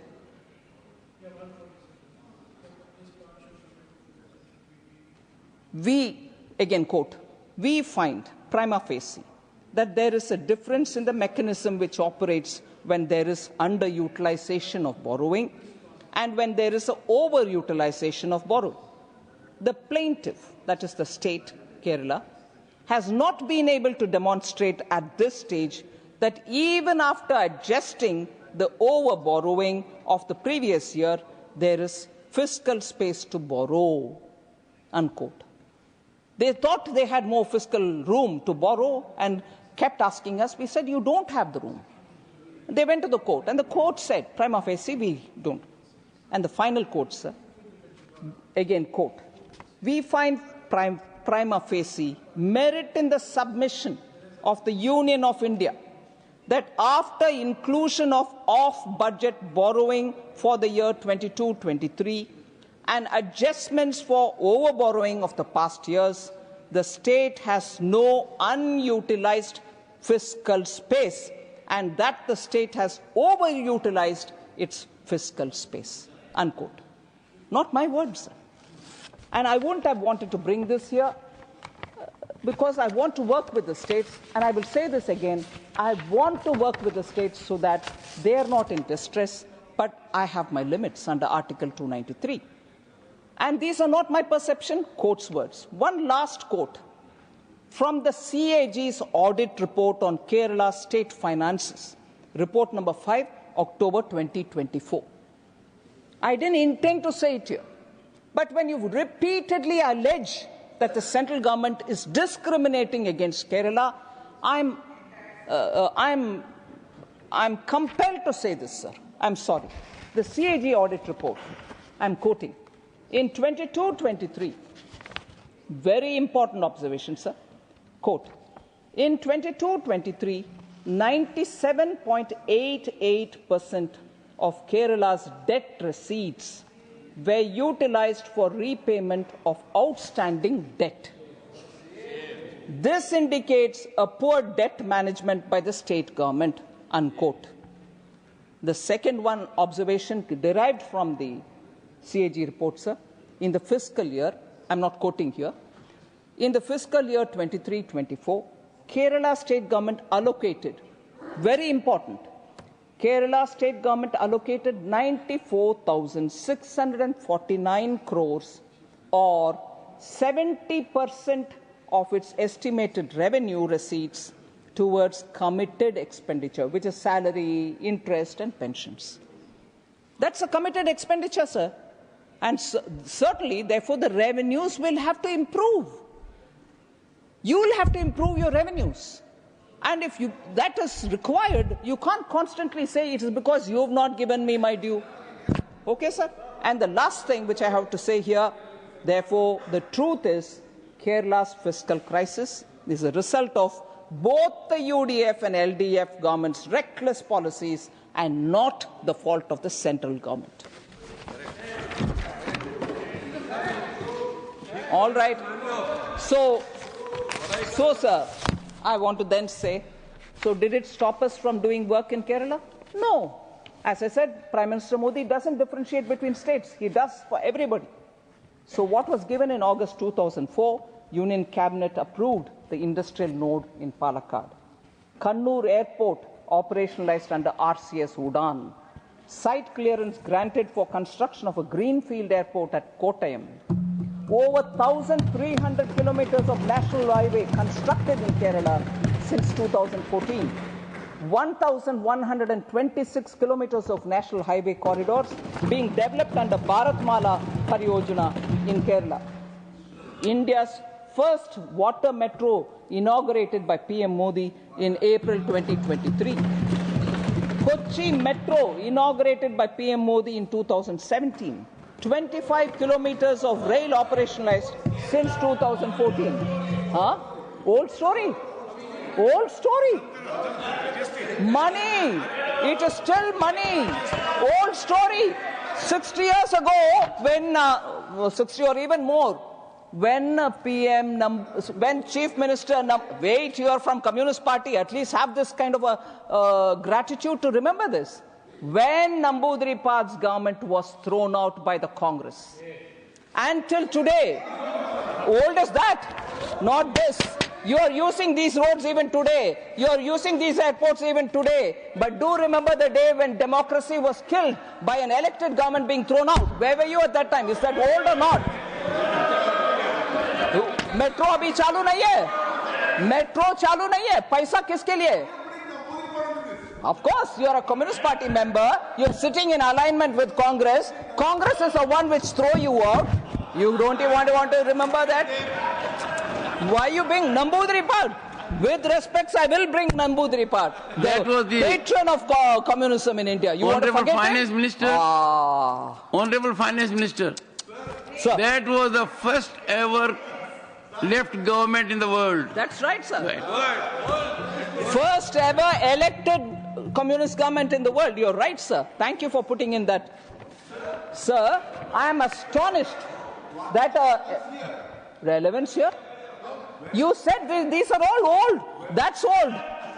I want to say, Santosh Kumar ji, sir, these are still in utilization. People are using these ports and everything else even today. And he says this is old. But for me, even that 1959 throwing out the communist government is not hold. Shows how Indian democracy was misused by the Congress. I'll never forget that. I'll never forget that. And a Communist Party member tells me what's the relevance of it. It hurts me no end, sir. It hurts me no end. I'm surprised. You should never forget it as long as you're fighting for your ideology. A minute ago you said, in ideology we'll fight with you. Arey, ideology bhul gaye aap? Bhul gaye? Nambudri Path ko bhul gaye, bhai? Sir, Kochi Metro inaugurated by Prime Minister Modi in 2017. It is still operational. Santosh Kumar ji uses it, but he says, what is it? That's old. He uses it, but he's forgotten. Not even a decade is completed, sir.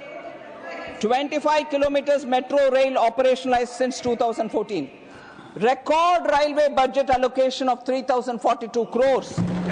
125 kilometers of new tracks constructed in Kerala since 2014. 2 Vande Bharat trains are started. 35 railway stations are being redeveloped. These are old, maybe for Santosh Kumar, but the people of Kerala remember all this. Social infrastructure, sir. I'll finish with this. 1.6 lakh houses built in PM Awas Yojana. 2.5 lakh household toilets constructed under Swachh Bharat Mission. Over 21 lakh tap water connections provided under Jal Jeevan Mission. 82 lakh Ayushman cards provided. 1,500 plus Jan Aushadhi Kendras operationalized. 66 lakh Jandan accounts opened. Accounts are running even today. People are using it. 1.6 crore mudra accounts sanctioned. They are all now people living in there and benefiting because they were denied all this earlier. Now it's being given. Thank you very much. Secretary General, message from Lok Sabha. Sir, with your kind permission, I rise to report that the Lok Sabha at its sitting held on 27th March 2025 passed the Immigration and Foreigners Bill 2025. I lay a copy of the said bill on the table. I shall put the motion regarding consideration of the appropriation. Honorable Finance Minister, clarification. Left to you. Yes. Left to you, sir. Honorable. Honorable. Yes, it's there. Both mics are there. I'm grateful to the Honorable Finance Minister for clarifying the sections regarding pensions and the validation. I understand that. It was section 142 to 145 of the original bill. It has now become 147 to 149 or 50. That's correct. And therefore, in order to validate, she has given retrospective effect from 1st June 1972. That is also correct, and I'm grateful. But I want to know if it retrospective for 1st June 72, and it is only purposes validation of the past, why is there not a sunset clause at the end? This power, which she is taken under the original bill section 144, will continue for the future also. So having given retrospective effect from 1st June 72, which is correct, she should add a sunset clause 31/3/2020. Honorable Finance Minister. Oddly, sir, I'm not getting into the details. Now newer pay commissions are also coming. They'll also talk about it. And based on that, the whatever has got to be affected will take place. So we'll wait for the new Central Pay Commission report, and from there we'll take it. I shall first put the motion regarding consideration of appropriation number 3, Bill 2025 to vote. The question is that the appropriation number 3, Bill 2025, as passed by Lok Sabha, be taken into consideration. Those in favor will please say aye. Those against will please say no. I think the ayes have it, the ayes have it, the ayes have it. The motion is adopted. We shall now take up clause by clause consideration of the bill. Clauses 2 to 4 and the schedule stand part of the bill. Those in favor will please say aye. Those against will please say no.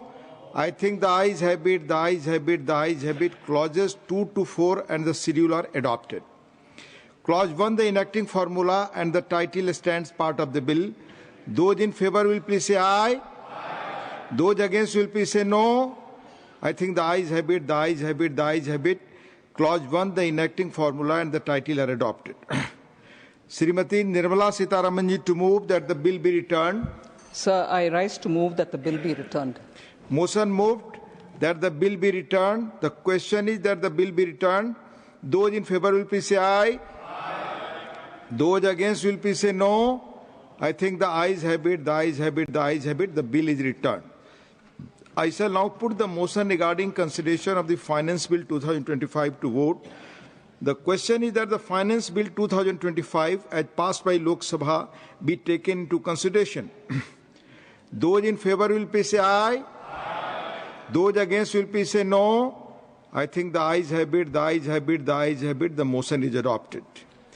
We shall now take up clause by clause consideration of the bill.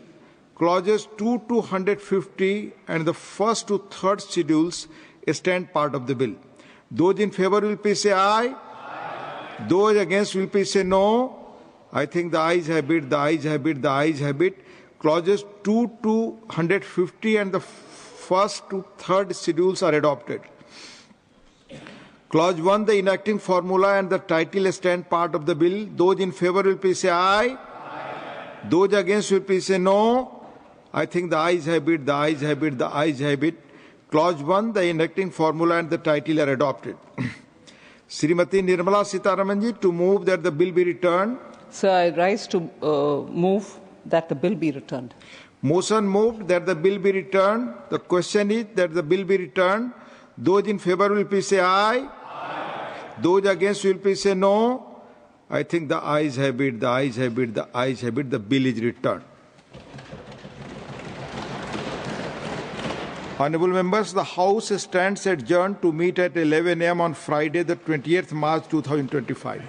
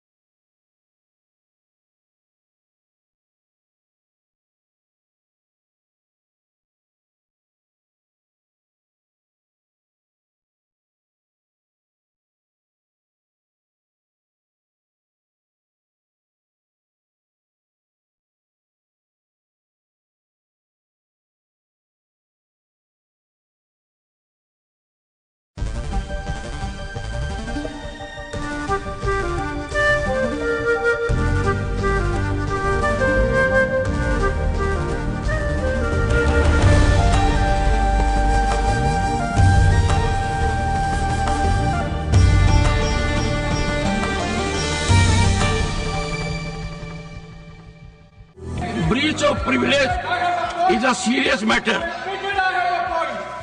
No, nothing, honorable, nothing else will go on record. Nothing else will go on record. I have declined with a deep sense of anguish and pain that we rushed to invoke breach of privilege. We rush to the media, give it traction, try to tarnish image.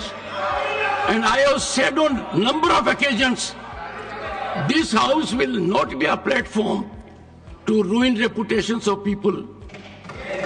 We have to protect. I therefore,